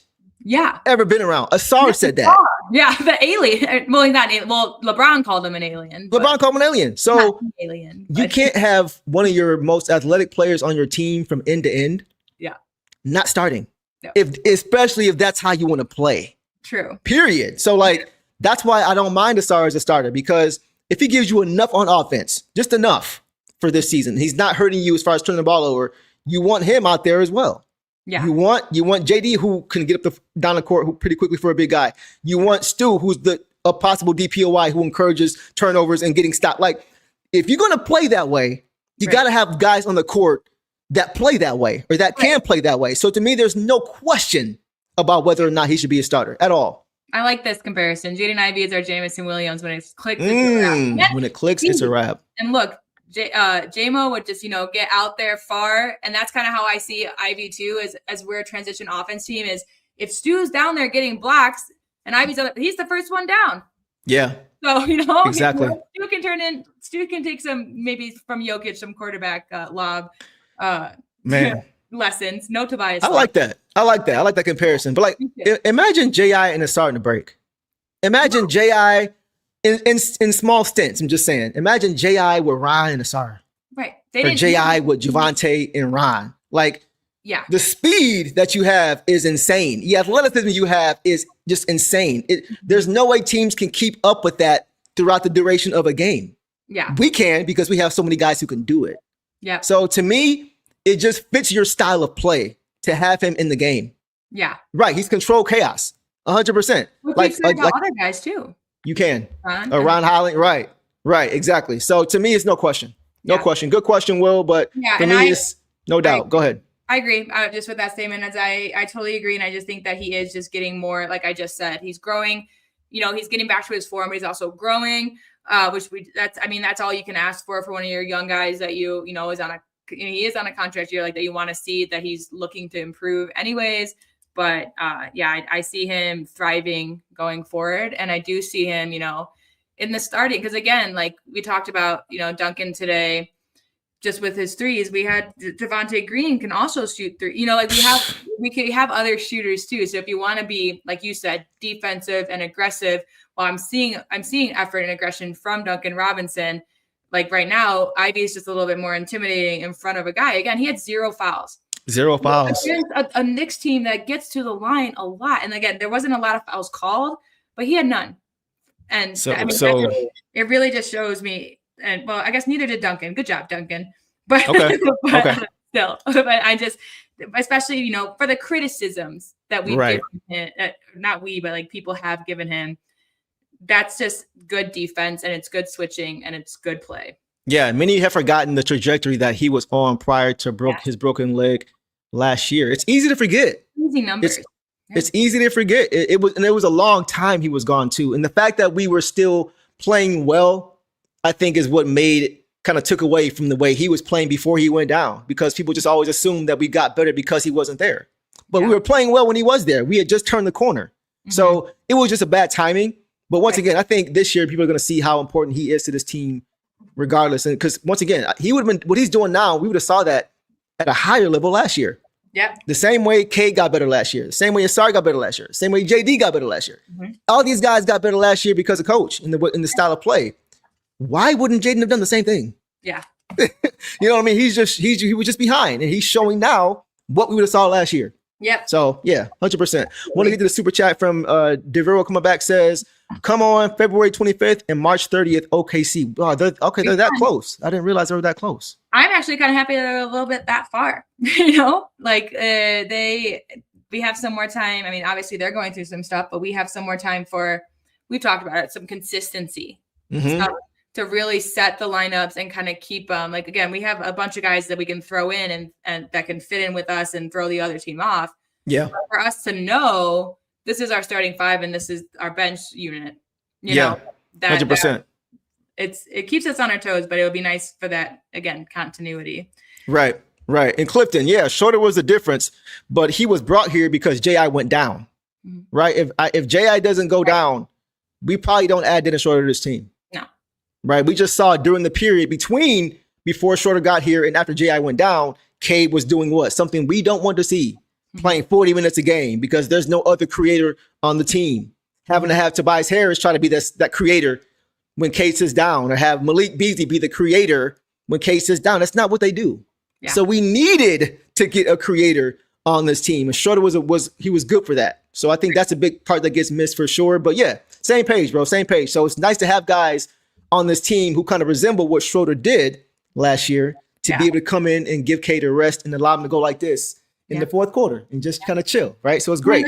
The Schroeder move for me was just way more of me trusting Trajan's vision as well. Agreed. He did bring on, some bets, like, he brought back Tobias and Malik and THJ, but then we didn't see, when we needed something, he made the right move. So right. We trust him in whatever potential trade talks there are going forward. I just trust his judgment with this team. 100%. I totally agree. Organic says Ivy is shooting 37. I think it's higher than that. Last I checked a couple days ago, he was at 39. So maybe he's dropped. Maybe, I don't know. But 37, 39, 38, whatever. That's still pretty good. It was like 46% or 42% last year before he got injured. For three, he was about 40. Okay. Right, about 40. I think Malik was at 41 and he was at like 40. Okay. So yeah, but either way, like he's still approaching off a 10-month layoff. He's still approaching that same mark that he was at last year. And once again, I always say it's because of the quality of the shots that he's getting. To go 34 1 year, 34 year two, and then 40 year three. Yeah. And then 38, 39 year 4 this year is because of the offense. It's because of the quality of shot. It's because he's not ISO on top of the key taking fadeaway threes. So that means he's always been able to shoot the basketball. And I just want to answer this question too. What happens with Duncan if Ivy starts though off the bench? Where does that leave us on 3-ball? Malik Beasley came off the bench, guys. Malik Beasley wasn't a starter. That's what happens to Duncan. So the question is, whose minutes does he take? Because we got guys like Javonte who is shooting the ball just as well, if not better than Duncan, but in giving you way more defensively. It's a good question. But I'm just going with, just off the bench. Where does that leave us on 3-ball? I'm just going with this genuine, okay. But what if we took Duncan out and Ivy started? Well, that's what we did last year. We had Ivy start and Malik came off the bench. That's what it was. Right. So that's just what it would be if just for those scenarios, not bringing anyone else into it. Yeah. Don't know. And to be fair, Tim, you could factor in Tim Hardaway Jr. as well off the bench because honestly, both of those guys were neither of those guys were supposed to start, right? Yeah. Tim Hardaway Jr. started because of a start with the blood clot. Yes, you're right. You know what I mean? And then so neither of those guys were supposed to be starters last year between those two, and they both could have been off the bench. So to your point, that's the role that I would have him in, off the bench. If you're going to go with a guy like that, Organic says Ivy was 46 from 3 on. Okay, catch and shoot threes. Okay, catch and shoot threes before. So once again. So overall, I'm so glad you said that because overall he was at 40%. If you factor in the catch and shoot, 46%. So that just once again shows you, boss, why he went from 34 to 40. Yeah. Because when he's catching and shooting in the rhythm, he shows he can shoot the basketball. When he's trying to dance too much with the shot clock winding down, that's why he's at 34%. So the quality of shots, guys, it makes all the difference in the world. And once again, it shows. Somebody asked a question the other day about if Cade can get to 40% from 3. And we said if he's catching and shooting more instead of dancing, right? The same thing with Jaden. If he's catching and shooting and getting quality shots, he can get there. So for all of these guys, it's about the quality of shots more than anything. Yeah. More than anything. Exactly. So we'll leave it there, man. But J.I., he's on his way, man. He's on his way. Just keep the aggression and keep giving him minutes and allowing him to just go. Yeah, we're going to be in great shape come spring. So I'm looking forward to that for sure, boss. All right. Let's keep it going, guys. Let's move on to who we want to go with next. Let's go to Ron Holland. Okay. Ron Holland tonight, guys. Lil Ron had 5 points on 2 of 5 shooting, 1 of 1 from 3, 5 boards, 1 assist, 1 turnover, 1 steal, and 3 blocks, boss, in 24 minutes. Take off on Lil Ron Dog Pound Jr. What do you see? My gosh. Well, it's funny because, again, 5 points, I thought he did a little bit more, but his 3 was fun. It was fun. It was in front of the Knicks bench. Yeah. And so I love to see him sink that. The 3 blocks, and 5 rebounds. He just, again, did Ron things. He was just out there doing stuff. Only 1 turnover makes me proud of him as well because, when they were out there, it was the second quarter, but they were having fun. But like someone mentioned, they were just balling. Yeah, they're kind of just playing for that, and that's when you can't get a little bit unclean because you're just having fun out there. But no harm, no foul. He had the block to force the shot clock violation in the first. Great defense on Bridges. Great defense on Anunoby by forcing another hook offensive foul, a big one. Yep. Block on Brunson. Got to feel good. We talked about we thought that we both thought that he would be good on Brunson if Ausar could if Ausar was getting into foul trouble like he did the other night. But they both did great. He had a big steal, that big corner 3. Yeah, so I saw the block on Brunson and the block at the beginning to force a shot clock violation. I don't know what is on. I don't know what the third block was. It must have come at the end of the game when I was selling in on it. But I love Ron Holland so much. And so it's just crazy because he's someone that I, again, really attribute this win to, but not even close on the stat line in terms of box scores to other players, but you just know that his energy and what he brings and his defense, and he has 0 fouls. Are you kidding? Wow. That's crazy. Wow. Very clean. Very clean. But for me, Ron's defensive versatility, we talked about it last episode, boss. His defensive versatility is a weapon. It is a weapon, man. To be able to go from guarding Jalen Brunson to guarding Josh Hart when he comes back, or McBride when he's playing, or OG Anunoby, or Mikal Bridges. Like he can guard pretty much anybody 1 through 4. Yeah. That's insane. That's going to be so big. Like because him and Mikal are kind of built similarly when you think about it, as far as their size, their length, their build. And you saw him play great defense, get that strip on him on the way up, like without fouling. Like having a guy like Ron, 5-hour energy for sure. Having a guy like him, we have so many guys who can do so many different things, man. And he's one of those guys. Like, yes, I'm feeling it, bro. Like if you put your head down for a second, you'll miss a steal. Yeah, you'll miss a block. You'll miss a transition dunk. It don't take much. It happens so fast. Like you got like sometimes when I'll put my head down and take a note, the crowd will get my head back up because they'd be cheering because we got another steal. Like it's crazy. So Ron is incredible, man. Like his versatility defensively to be able to throw a guy like Ron onto a guy like Jalen Brunson if a star gets in foul trouble that's tough. And just like I mentioned, having so many guys to throw at guys like him makes it hard for them to get comfortable. They can't catch a rhythm at all because it's so many different guys. They defend differently. They're built differently. It's hard. You got to constantly stay on your heels. Now you're thinking as an offensive player. You're thinking more than you're just playing because of how many different bodies are being thrown at you. So Ron's incredible. And he got called for offensive foul. That wasn't an offensive foul. Did you see that? And he turned to look at the ref like, bro, really?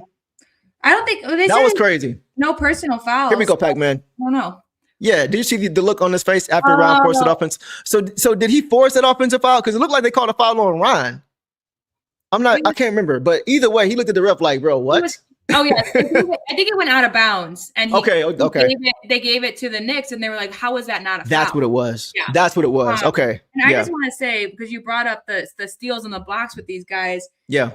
Ron, Javonte, and Jenkins, their stocks total were the total of the Knicks stocks. As a team? Yes. Wow. How many? We had 23 steals and blocks tonight. They had 10. So those 3 guys had as many as those. Those 3 guys equal entire 10. Wow. Yeah. That's crazy. And and again, you could throw in Cade because Cade had 3 himself. You could throw in any of these guys. We had 23. That's very impressive, man. Oh, man. That's domination.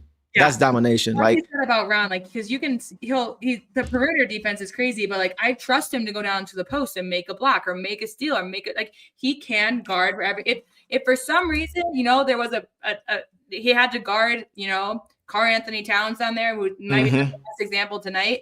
Yeah, he would do it well. Right. Right. No, he was incredible. Just do it.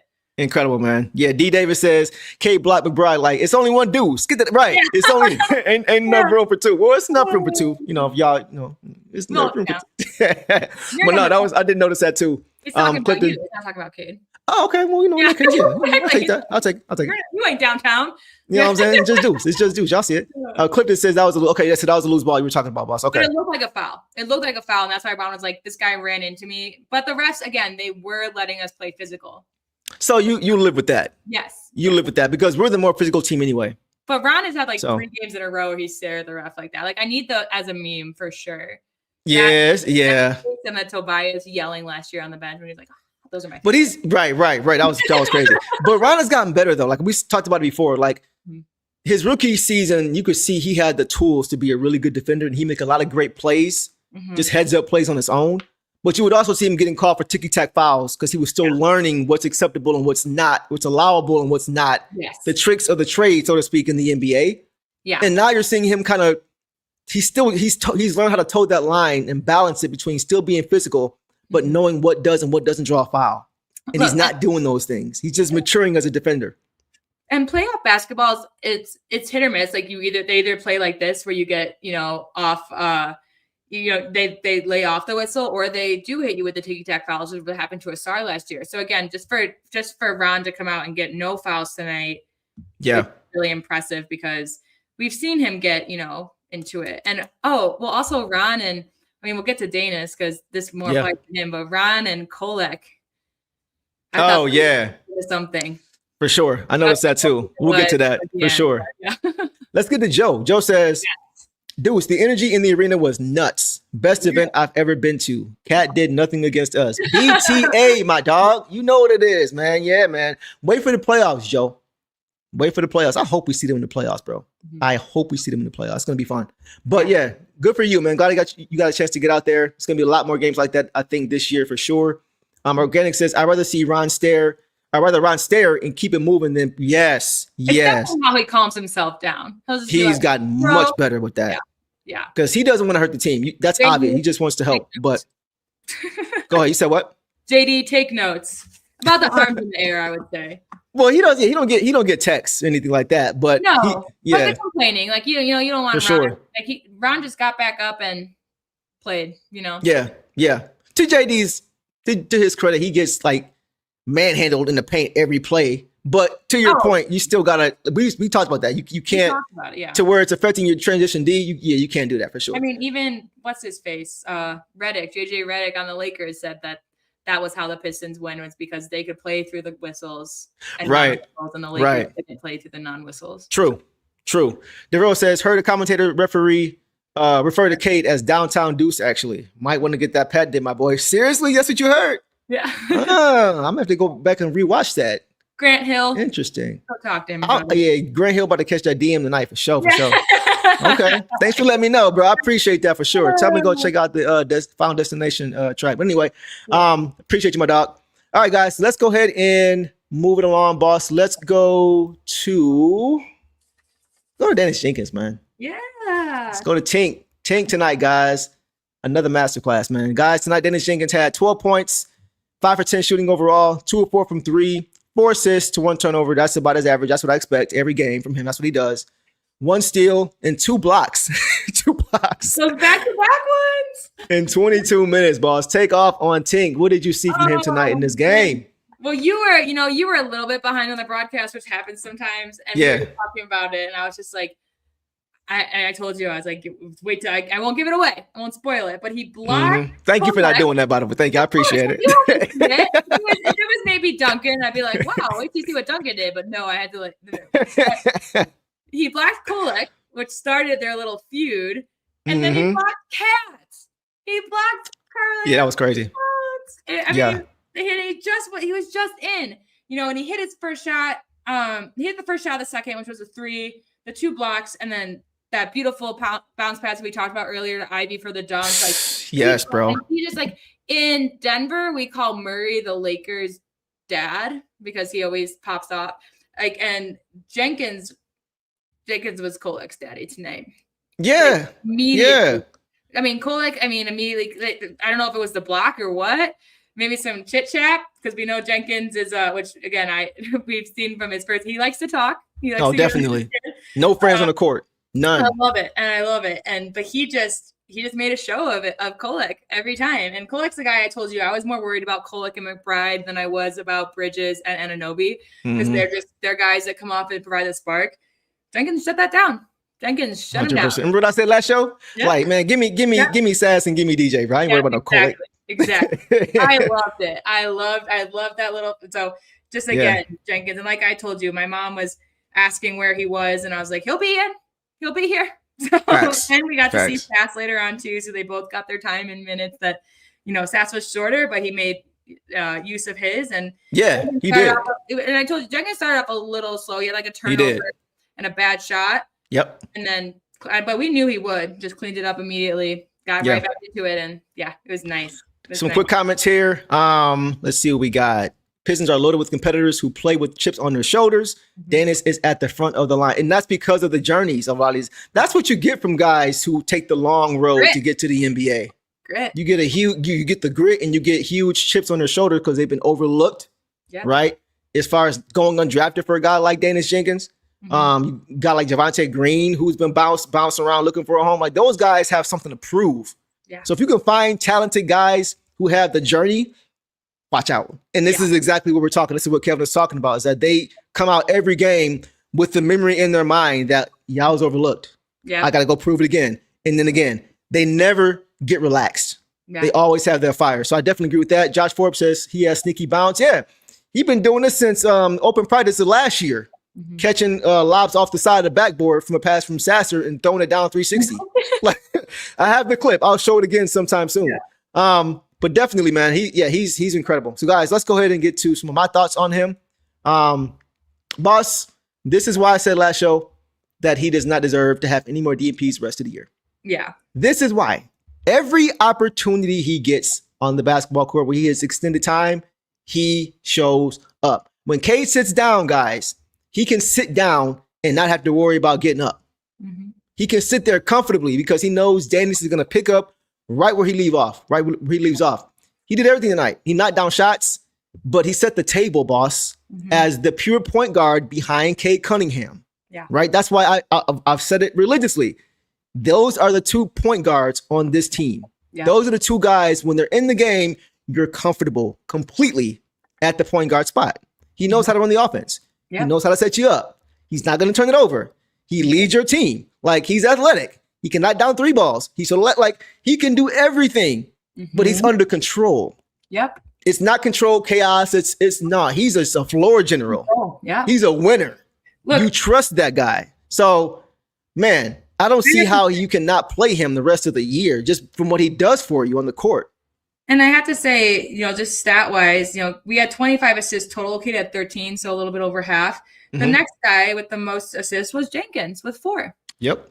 And it doesn't pop off the screen after you have a guy who has 13 and then you have 4 and everyone else has 1. But it just, again, goes to show that he was getting the job done. And he was coming in for Cade. I noticed that too. Because before Cade went out was it in the third? Yeah, before Cade went out at the end of the third, Ivy had been in, Javonte was in. I was like, Daniss was coming in for Cade. That's what I noticed games ago. And then tonight we got to see them play a little bit together as well at the beginning of the 4th. And then he sat down and Jenkins ran the show. But I think you're right in saying that even they recognize that this is a point guard. Like, he can do other things. He can be our second shooter on the floor. Right. But he can also just, run it well. And he had that one turnover was his one and only, that mistake right in the first, which we pointed out because I was like, shake that off and then you'll be good. Exactly. And no other mistakes. And like you said, exactly. We have fines. And the other 3, I feel like were to Javonte Green in the corner. He was just getting it. And again, but because why was Javonte Green wide open? Grant Hill multiple times because Daniss Jenkins was going down the paint and they said, oh no. And they all defense collapsed. And he's like, well, I'll just pass it to this guy over here. You can take 3 seconds to shoot because the Knicks don't move like we do and won't get on the perimeter. Exactly. Yeah, man. Yeah. Like, I'm just glad that these guys are getting the opportunity to show what they can do, man. Yes. Yeah. Like they're really taking advantage of it. And Daniss Jenkins, man, you can't not play him entire games. You just can't. Like, if we keep saying we don't want Cade playing more than 35 minutes, right? You can't not play Daniss Jenkins. And you can't. Like, what other option are you going to go with? You're either going to play Cade 40, or you're going to play somebody who's out of position at point guard. Yeah. Why? When you have Daniss Jenkins right there, that's doing it every single night, it just doesn't make sense. Yeah. So that's why I'm like, there's no way you cannot play him going forward. He's too good. And he's too valuable for what we need.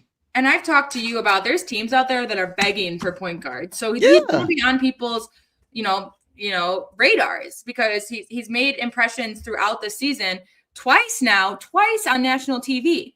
He has done the job because the first one was against the Wizards, right? Oh, the buzzer beater? Yep.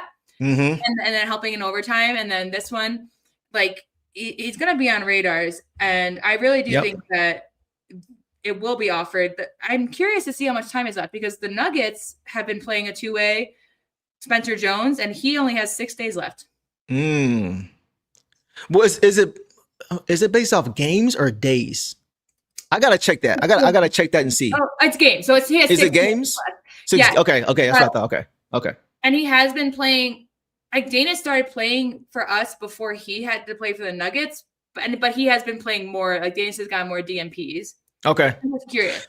So maybe that's why. I mean, maybe that's the only reason I can think. But once again, there have been games where he's played like 2 minutes. And it's like, why'd you use that on this game to play in 2 minutes? That's why I'm curious if there's some disqualifiers. Like, maybe you have to play 5 minutes. Like, maybe. I'm curious. Okay. That's a good question. But I think we should look into it because just the fact that the Nuggets game, I'm loving all these people telling me the Nuggets pulled off a massive upset. That's exciting because they didn't have Murray tonight. I don't think they had Gordon, but but anyways. You digress. Yeah, I'm not gonna get into it, but it makes me happy because that means what a great day for sports. Pistons wins, Lions wins, Nuggets wins. But, I know you love that, yeah. But yeah, so like I want to get to some quick comments here, boss. Yeah. Thugway says Jenkins was the double-digit reason. Yes, I'd be shocked if Daniss isn't a starting point guard, and that is so bittersweet for me. Yeah, because he absolutely deserves the opportunity to go do that. I think he's good enough to do that. Mm-hmm. I want to keep him here though. I just wish he could stay here. If there's, I know you can't keep everybody. I know we have a lot of guys who are outplaying their contracts, who are the bang for the buck we're getting for some of these guys is ridiculous. It's kind of like how the Lions were a few years ago when they got all those rookies with J-Mo and Jameer and Laporta and Hutch, and they were on rookie contracts. Is at some point you got to start paying these guys. So I understand that, and that's why I think this is a very important time for the Pistons right now. Yeah, because we have a lot of guys who are giving us a lot of value that doesn't match up with their contracts. So I just wanted to point that out as well.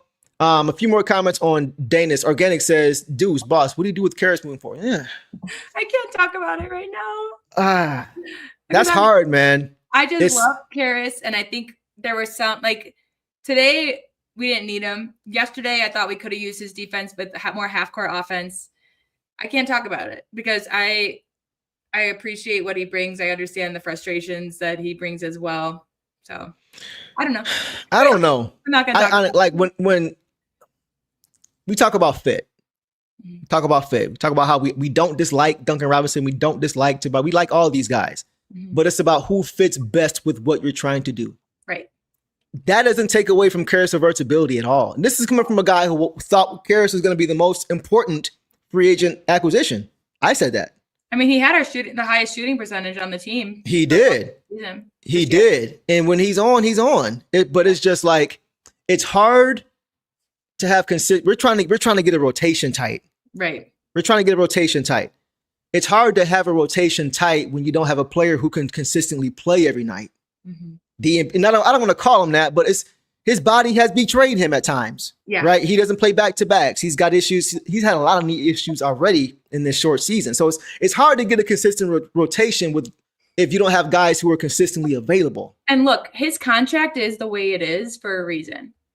You know, him and Duncan is the reason. It's like, hey, we trust you guys. We obviously know you guys are good players. That's why we want to bring you on. Let's see what you can bring for us, or else there's going to be other opportunities for you. Right. So I think that's where it started. And again, it's halfway through the season. There were times where THJ was our hero last year. There were times where THJ couldn't make anything. But like you said, I think, and I talked about this last time, when teams force us into half-court offense, Karis. Sorry, I'm reading his comments. Karis and I think Karis and Tobias are really good at that.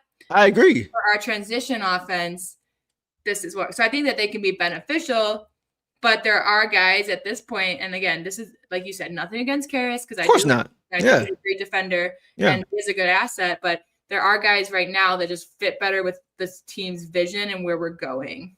Yeah, just the style of play. Yes. That's really what it comes down to. Organic says, you said it, dudes, consistently play hard and consistently play well. That's the key. And consistently be available. You know what I mean? Once again, consistently be available. We talked about it before, like your vets down the stretch of games are supposed to make the right plays. Right. I feel like sometimes he hasn't really done that. Yeah. We talked about that, boss. You made that point before. No, and it was Eric Vincent that did My bad. Hey, E. Vinny.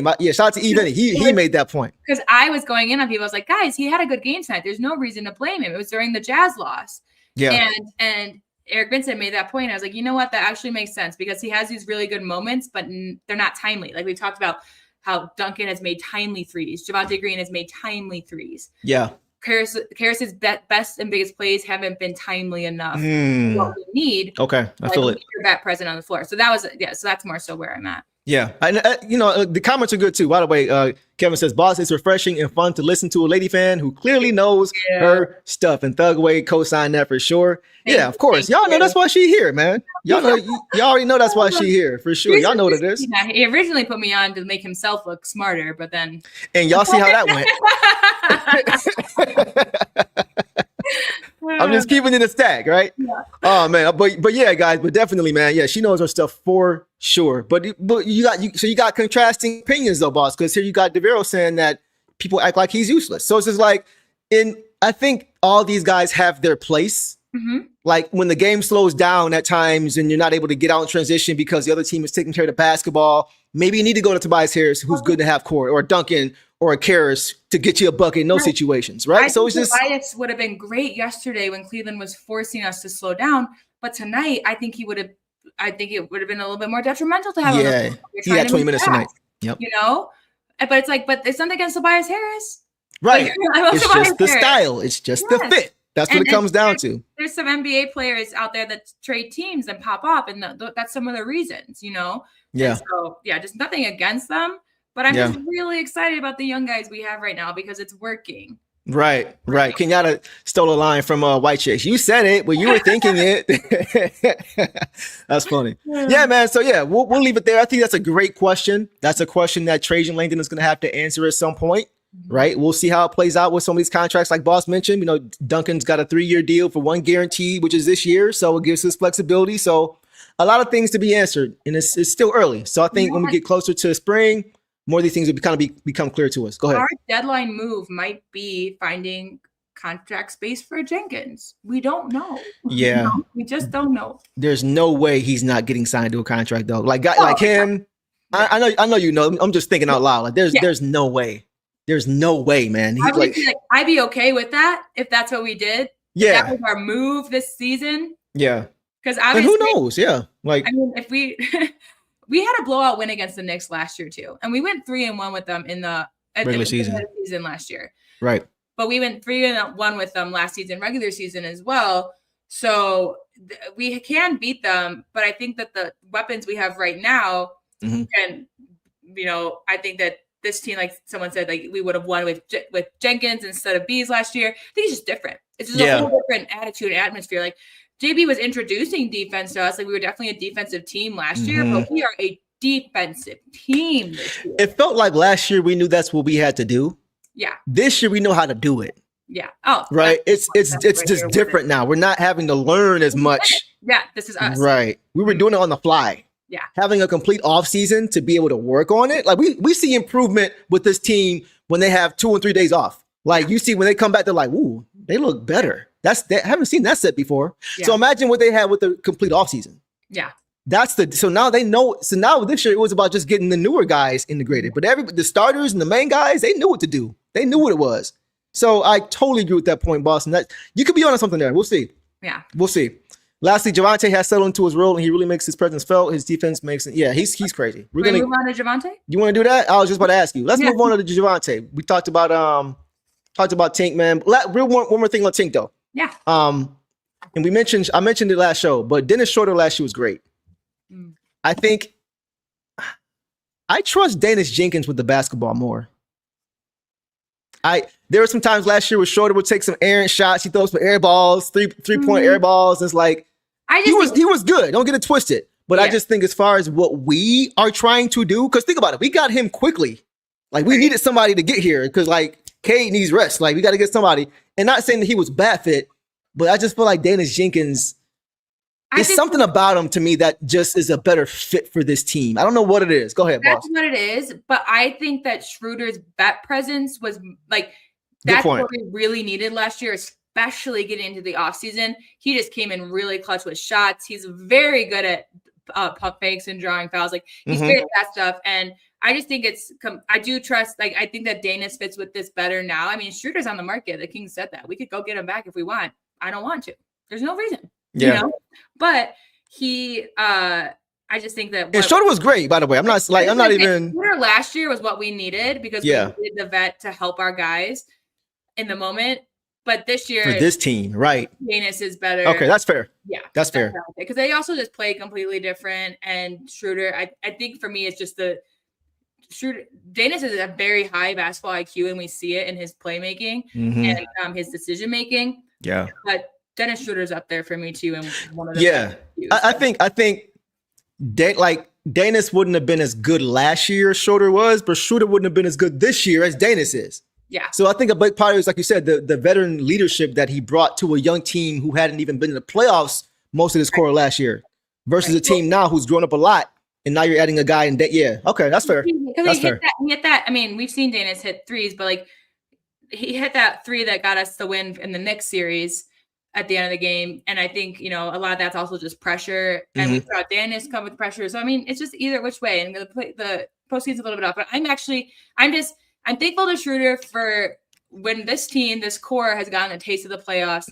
I'm thankful for Schroeder, to be there for them, because now they have that experience. They had it with him, and now we can use that going forward, but with our younger guys who haven't been there yet. But I don't think, but Daniss doesn't come off to me as someone who really gets under pressure.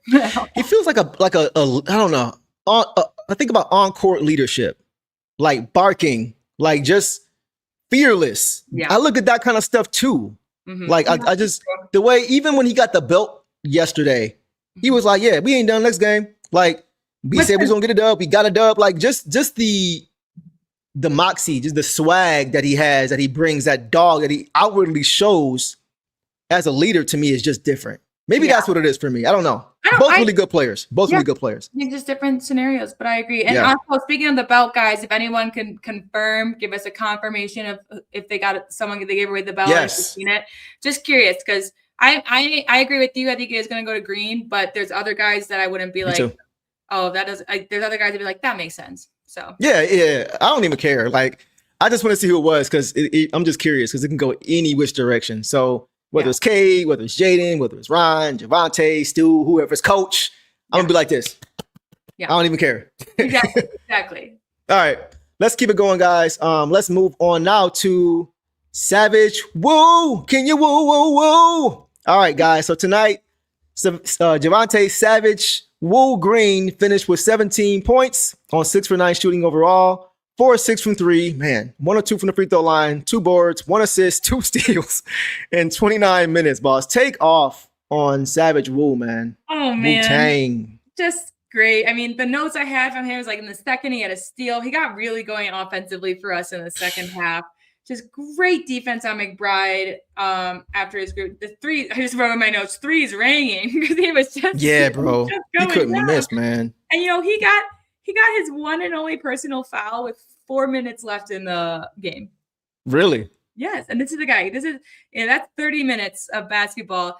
And this is because I told you, like, on games where maybe his, he doesn't get 17 points, where he's more like a Ron Holland where he gets 5 and 5. It's like, well, it's because of his defense. And I always go to his fouls, because I think he's had one game where he's had 3 personal fouls. Like 3. Yeah. Right.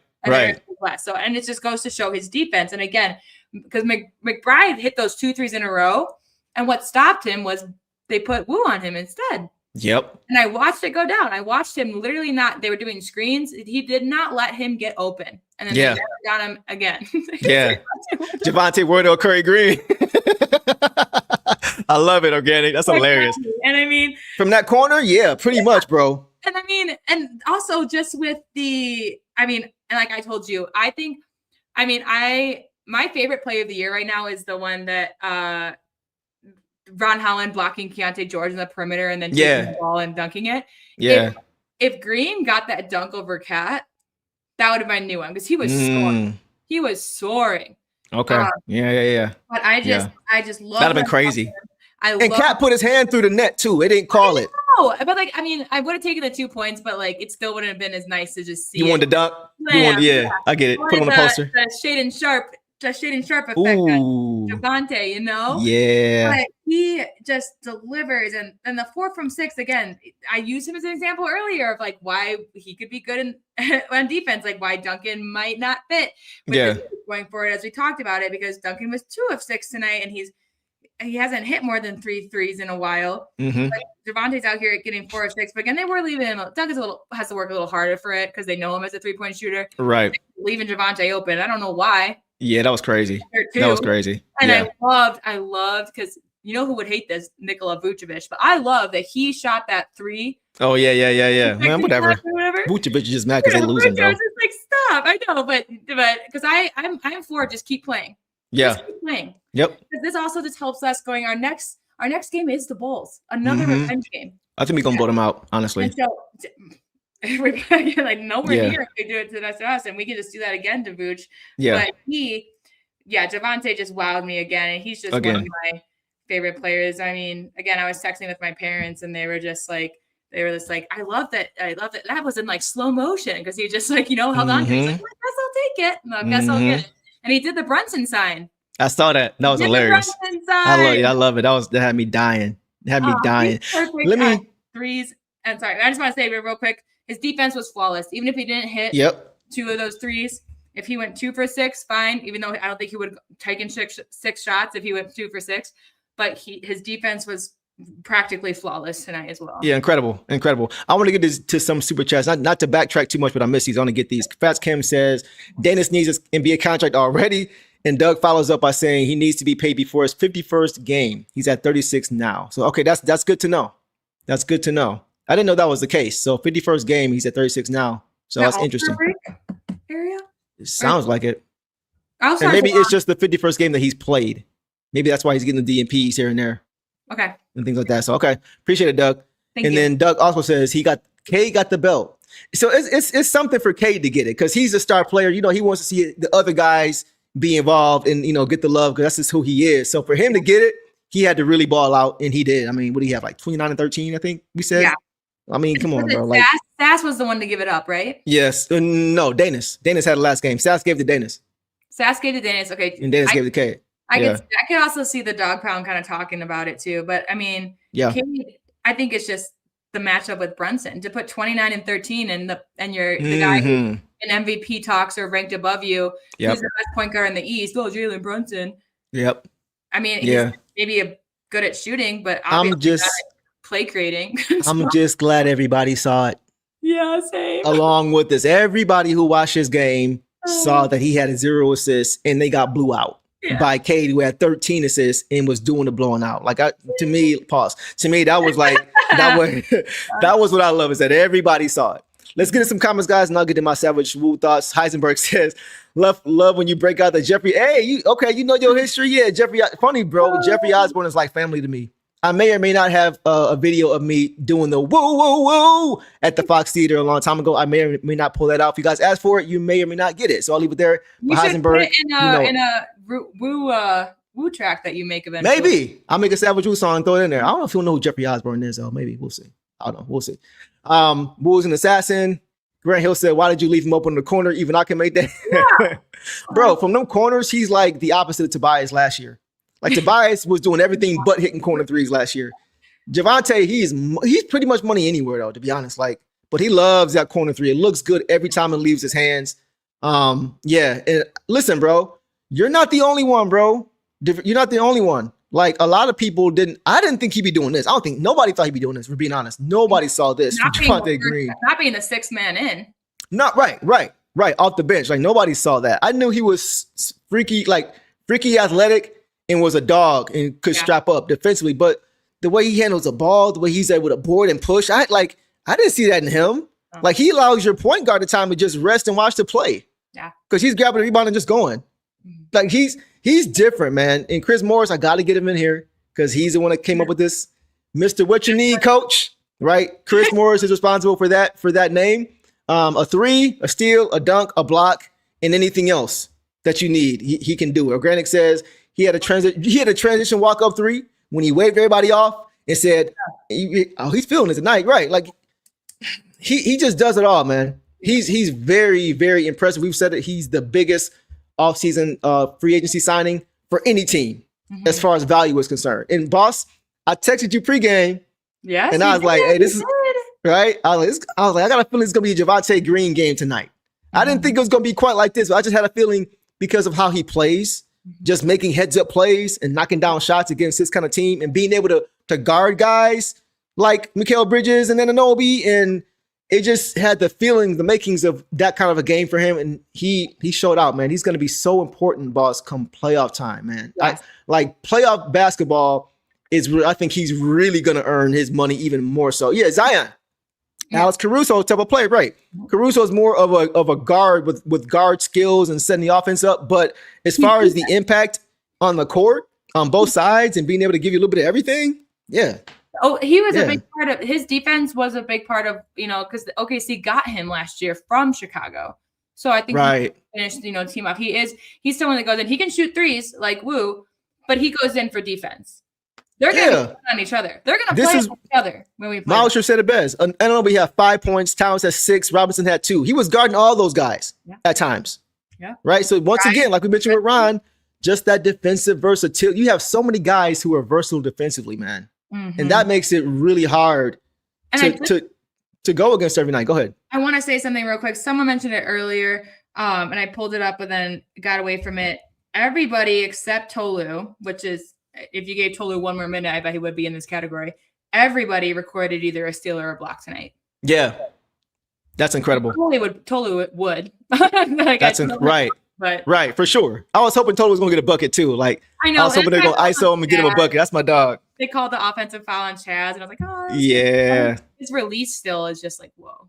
100%.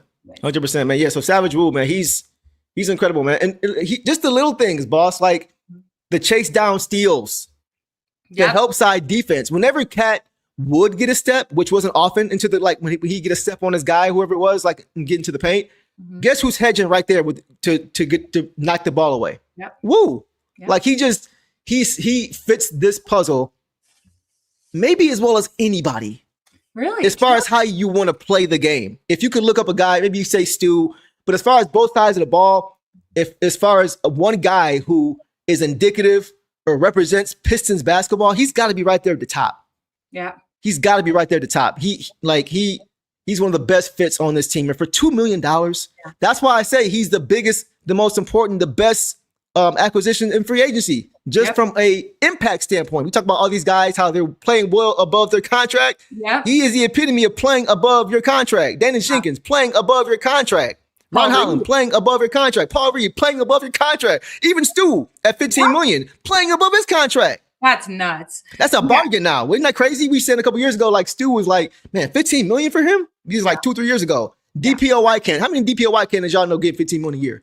Look at Rudy Gobert. What's he making? 40? Like, man. Kill my mood. Don't bring that up. But man. But so we're extremely deep, and that's just credit to Trajan Langdon, man, for making these shrewd moves. Just talking about his defense, and we talked about it time and time again, how he's like the perfect bet for Ron Holland. Yes. And tonight, Ron had 3 blocks and Javonte had 3 steals, and you could switch those stats, and it would make sense to me. But like they just contribute so much, so well, and I'm just so happy he's here, and I think that the city has embraced him, much like we embraced Beasley last year. We've just really embraced him. And you said it too. He's looking for a home, and he's the exact kind of guy we want on the Pistons. Someone said earlier, 2004 vibes. Yes, he's not foul baiting. He's not looking for shots. He's not half-assing it out there. Like he is getting his. He's a defender. He's an old school defender. Yes. And then he lets the offense come to him and he takes advantage. Right. Yeah, man. 100%. GVA said Trajan found Beasley last year and is Woo this year. Wow. Yeah. Trajan Langdon is a man, bro. I'm telling you. He don't get enough credit. He's super quiet behind the scenes. He just does his work. He knows what he's doing, man. He's a Piston, thug away. 100%. Team full of overachievers. Yeah. And that's why Detroit is so good, because Trajan Langdon put this team in place. Great signings. Value signings, and when you got guys like that, that's what allows you to be deep. If you sign up 3 contracts for $30 million, $40 million, your bench is going to be trash. Yeah. You're going to have a bunch of MLE guys, mid-level exception guys in your team. Yeah. The way to do it is to find guys who haven't really made their hay yet in the league, but are on their way, get them locked in at a good price. First, you got to notice the talent. Yeah. You got to notice the talent and then get them on a good contract. When you got a team full of that, that's how you have what we have. Yeah. Shout out to Trajan Langdon, man. Really. Shout out Trajan Langdon. So last thought on Wu, we talked about his ability to push the ball off of missed shots. He's got it. I didn't realize he had the handle he had either. Kind of like with Ron. Like last year, like Ron, slow down. Oh, okay, do your thing, Ron. Like I didn't know he could handle. I know Javonte can handle like that. I thought he was more of a catch and finish guy, but he can push the ball comfortably. He's not pushing it and then losing out of bounds or turning. He's got a handle. He's got a firm handle on that, and he's not selfish either, though. Yeah. On the break, he's looking for you. He's looking for J.I. But if it's not there, guess what, Derek White? Yeah. I dunk it on your head. Yep. Like he's one of the guys we mentioned that the Knicks have not seen this year on this team. Yep. Right? Exactly. The Knicks have not seen Javonte Green. They have not seen Daniss Jenkins. They saw a touch of Isaiah Stewart in the playoffs. They didn't see any Jaden Ivey in the playoffs. So this team is way different from the one that they saw last year. And Javonte Green is at the heart of that, man. So I want to give him a lot of credit, man. I had him getting the belt tonight. I'm not mad Cade got it, but I thought Javonte was going to get it because of his timely shooting and his timely plays, but incredible signing. Incredible. Yeah. Beautiful. Yeah. And again, like I've called him this whole time, the most consistent player. You said that. On the team. You said that. And I think you're right. As far as because he doesn't consistently just play to who he is, which is good, but he also consistently delivers. Yeah. Some guys, it happens where, you play to who you are and shots don't fall and it just doesn't go your way. He doesn't have a lot of doesn't go your way games. Or you're getting beat. And again, it's like the whole personal foul thing. Like if you're getting beat, you're fouling. He doesn't foul. Right. He doesn't turn it over. He's just consistently out there. And again, he played more than Cade. He played the most minutes tonight. Wow. Incredible. Doug, you're right. And this is what Doug is paying attention. Yeah. This is what Trajan, because he doesn't do a lot of interviews. So you got to really pay attention to what he says when he says it. He mentioned that he wants defensive versatility on the court, right? Having guys who can guard multiple spots, Javonte Green, Ron Holland, Jaden Ivey, Cade Cunningham, Isaiah Stewart, who the list goes on and on. Yeah. But then also optionality on the court and as far as flexibility with his contracts, right? He has that. He's got defensive guys on and off the court. You can have any option you go to, but now he has a lot of optionality with what he does, whether at the trade deadline or in the offseason. We are in a great spot, man. What Trajan Langdon has done in the last 2 years is nothing short of incredible. Incredible, man. It's a good time to be a Pistons fan right now. I hope you guys aren't like getting spoiled to this. Like for those who've been fans for years and had to endure the 2010s and all that stuff. And like, this is special right now. Yeah. This is special. So I'll enjoy it, Pistons fan. We have the right to enjoy it right now for sure. Yeah. And it's old basketball that's playing to the new basketball, which is what I like. I can't, the Celtics, I will tell you, they top to bottom, talented shooting team. I do not want to see 1 million threes a game. I don't want to see it. Facts. Boring. I don't like that kind of basketball. And again, if you guys are newer fans, go back and watch. The NBA League Pass has the 2004 finals, 2005 finals. They have the 1990 finals. Just go back and watch and just see how it's team ball. And so when we just go back to Pistons roots, it just really feels right. Yep. Instead of relying on just, Blake Griffin and Drummond, and we'll just throw random people around them and see if it works. No. Yeah. And like, but once this is it. So lastly, you're right. And lastly, I want to give credit to them again, to Coach, to Trajan, to even to Tom Gores, because it's like it's not an accident, guys, that this team is resembling those teams. Right. From 2004, from the 89, 90s. It's not an accident that this team was put together the same way. These guys have done their homework on what those teams look like. That's why they look like how they did before. Yeah. So you got to give them credit for going back into the history and seeing how you get to where you want to be based on how you got there before. Yeah. They deserve credit for that as well. So want to shout them out too, man. So that's all I got, boss. You got anything else? We're about 2 hours in now. Just wanted to shout out Sass for making his threes. Okay, do that. Yeah. Appreciated that from him. He made all of those. Chaz got out there. I was hoping he'd make that three. I know. I saw that too. Exciting me, but he did make that one that he got called for an offensive foul, which is like whatever. But he made that one. I'm hoping that we blow out people more like this, that we can get some minutes from him. But he is doing great things on the cruise. Not worried about it. Excited to see Tolu out there. I was hoping he'd either get a block or a bucket, like you said, because I've seen him do both. And then, am I missing anyone from the bench? I don't think so. That's it. Tolu, he got it. He almost got a bucket. Yep. Tolu, right. So did his thing. Yeah. So hopefully, man. In 5 minutes, I'll take it up. Yeah, it's not a lot. Hopefully they can keep it up, man. But yeah, great game tonight, guys. Excellent game. Hope you guys got a chance to watch this game. We appreciate you guys being here with us post game. Frank, yes, Frank. Let's go Pistons. Bulls are next. BTA. So let's talk about that real quick, boss. So the Pistons' next game is against the Bulls. This Wednesday night. I think that's a home game as well, if I'm not mistaken. Let me pull the schedule up and then we can look at it real quick. Yes, home game against the Bulls. So we'll be right back here home. We got Should a lot be a dub. more coming up. Yeah, we got the Bulls and then the Clippers and then the Suns and the Pacers and the Celtics. So they have a nice long homestand here. They got a chance to string some wins together for sure. You want to back up? I was just gonna say when we went on our road trip, I told you how I was, instead of the West Coast teams, I was more worried about the Heat, Cavs, Knicks stretch. Right. And now we've gone 2-1. Yeah, for that. Bulls, for some reason, we blew them out last year. They beat us last year. They're another team that we can kind of go about. But again, if we play games like we played tonight, I'm fine. It's also, I think we saw a little bit of it the first time we played them early in the season when they beat us. The first game, yeah. Mm-hmm. So we weren't even there. This could be a woo kind of revenge. Somebody said that in the chat too, yeah. So yeah, this could be a game. I think that we outplay them on every level. Yeah. It just depends on if we keep up this momentum, which it feels like we are. We just beat the Cavs and the Knicks. So I don't see them falling off anytime soon. Yeah. The revenge game, the Clippers. We have a couple revenge games coming up. Even the Celtics, we're 1-on-1 with them this season, right? Yes. 1-on-1, I believe. 1-on-1 Okay. We went to a game in a home game and then they lost. And then they beat us when they came back and beat us and we were up. Yeah. Yep. Yeah. Okay. So there's a couple of revenge games coming up. So if we just keep, again, and I told you, if we play like we play tonight every night, which we can do, especially with guys only, needing to be in for 20 minutes, 25 minutes max. Yeah. We can do it. I just think this is going to be a nice little revenge tour. And I could see it's going to be a tough streak, but I could see us going on the streak, Yeah, I could. Even if it's not a streak, I could see us going like 5-1, 6-1, something really, really good.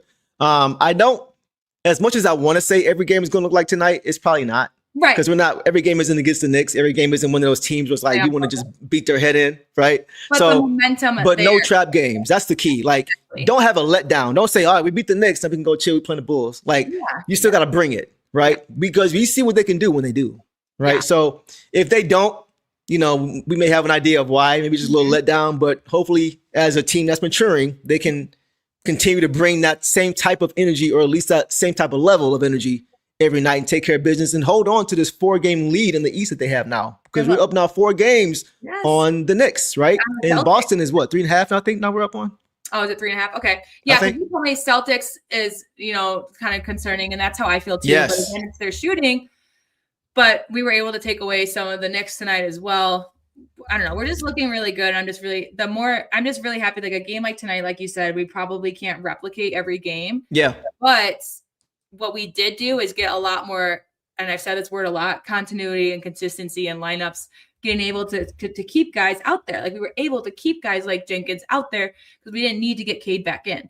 We were able to keep Ivy out there for 22 minutes. Like we were able to, keep Ron out there for 23 minutes. Like, right. And then the more that we grow together like that in those situations, it's big. And this was a big game. It's a national game against a team we lost in the playoffs last year that, has some space to it. So I'm also curious if Duran will be back. Duran and Vooch usually go head to head pretty well, but if not, Paul Reed will be fun. Yeah, he'll be just fine. I'm excited. But guys, I mean, for me, it's also a little personal because I'm from Chicago and growing up as a Pistons fan, Chicago is rough. And all my friends are Chicago Bulls fans. So when they win, it's like, yeah. So hopefully Javonte can definitely get a revenge win against them. We lost the first game of the year. We were up that game too. We let them come back and we lost by 4. Second game, we beat them by double digits. That was in Chicago. Yeah, true. Yeah. So that was later on in the year. We were kind of establishing who we are, getting close to the streak. So I think we'll win this game double digits. Okay. That's my prediction. Is this our Wednesday against them? I think it's our second game. Say again. You said that we lost to them and then we won to them. I think this is our second game against them. Didn't we beat them earlier this year? I thought we beat them already. We lost them. We lost the first game of the year. I thought we played them again after that. Did we? We might have played them like a week in November. I thought. Yeah. Maybe a couple weeks later. Okay. Yeah. Okay. All right. Either way, y'all let us know. Call us out in the next stream if we got that wrong. But either way, I'm expecting to win, and we'll see how that goes, guys. But listen, been a great show, man. We appreciate you guys showing up and showing out as you guys always do. Pistons get a huge win, man, tonight against the New York Knicks. Definitely looking forward to seeing them again in the future as well. So we'll end it there. But we appreciate you guys staying up late with us tonight. It's been over 2 hours. It's been a great 2 hours. A lot of fun with you guys. We appreciate all the support. You guys always show. Say again. Great weekend. Pistons win. Lions win. Pistons win. Win again. Yeah. But again, it's been great. So we appreciate you guys, man, for sure. So we will see you guys Wednesday night. Make sure you guys smash that like button for us if you enjoyed the show, and subscribe if you are new. And take care. And we will see you guys Wednesday night. And y'all know the drill, man. Detroit versus everybody. Peace. All the dirty work, all dog. I'ma dive on the floor, go try to block every shot, and I'm gonna be physical with you the whole game. You know Stu gonna be physical with you. When you think of the Pistons, you think it's just hard work and just gritty basketball. That's just the identity you gotta have when you put on that jersey. I'm not your average breed of canine. Not a good dog, I'm bad boy for life. I set the tone, don't care about no tick.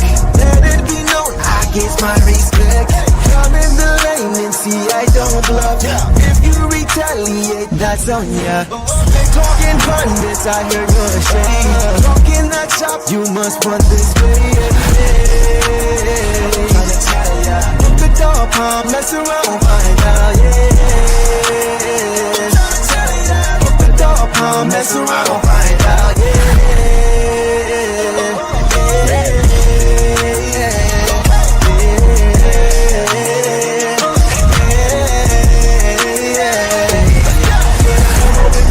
For some barbecue sauce, boy, you better cough a hill, cause I'm like that.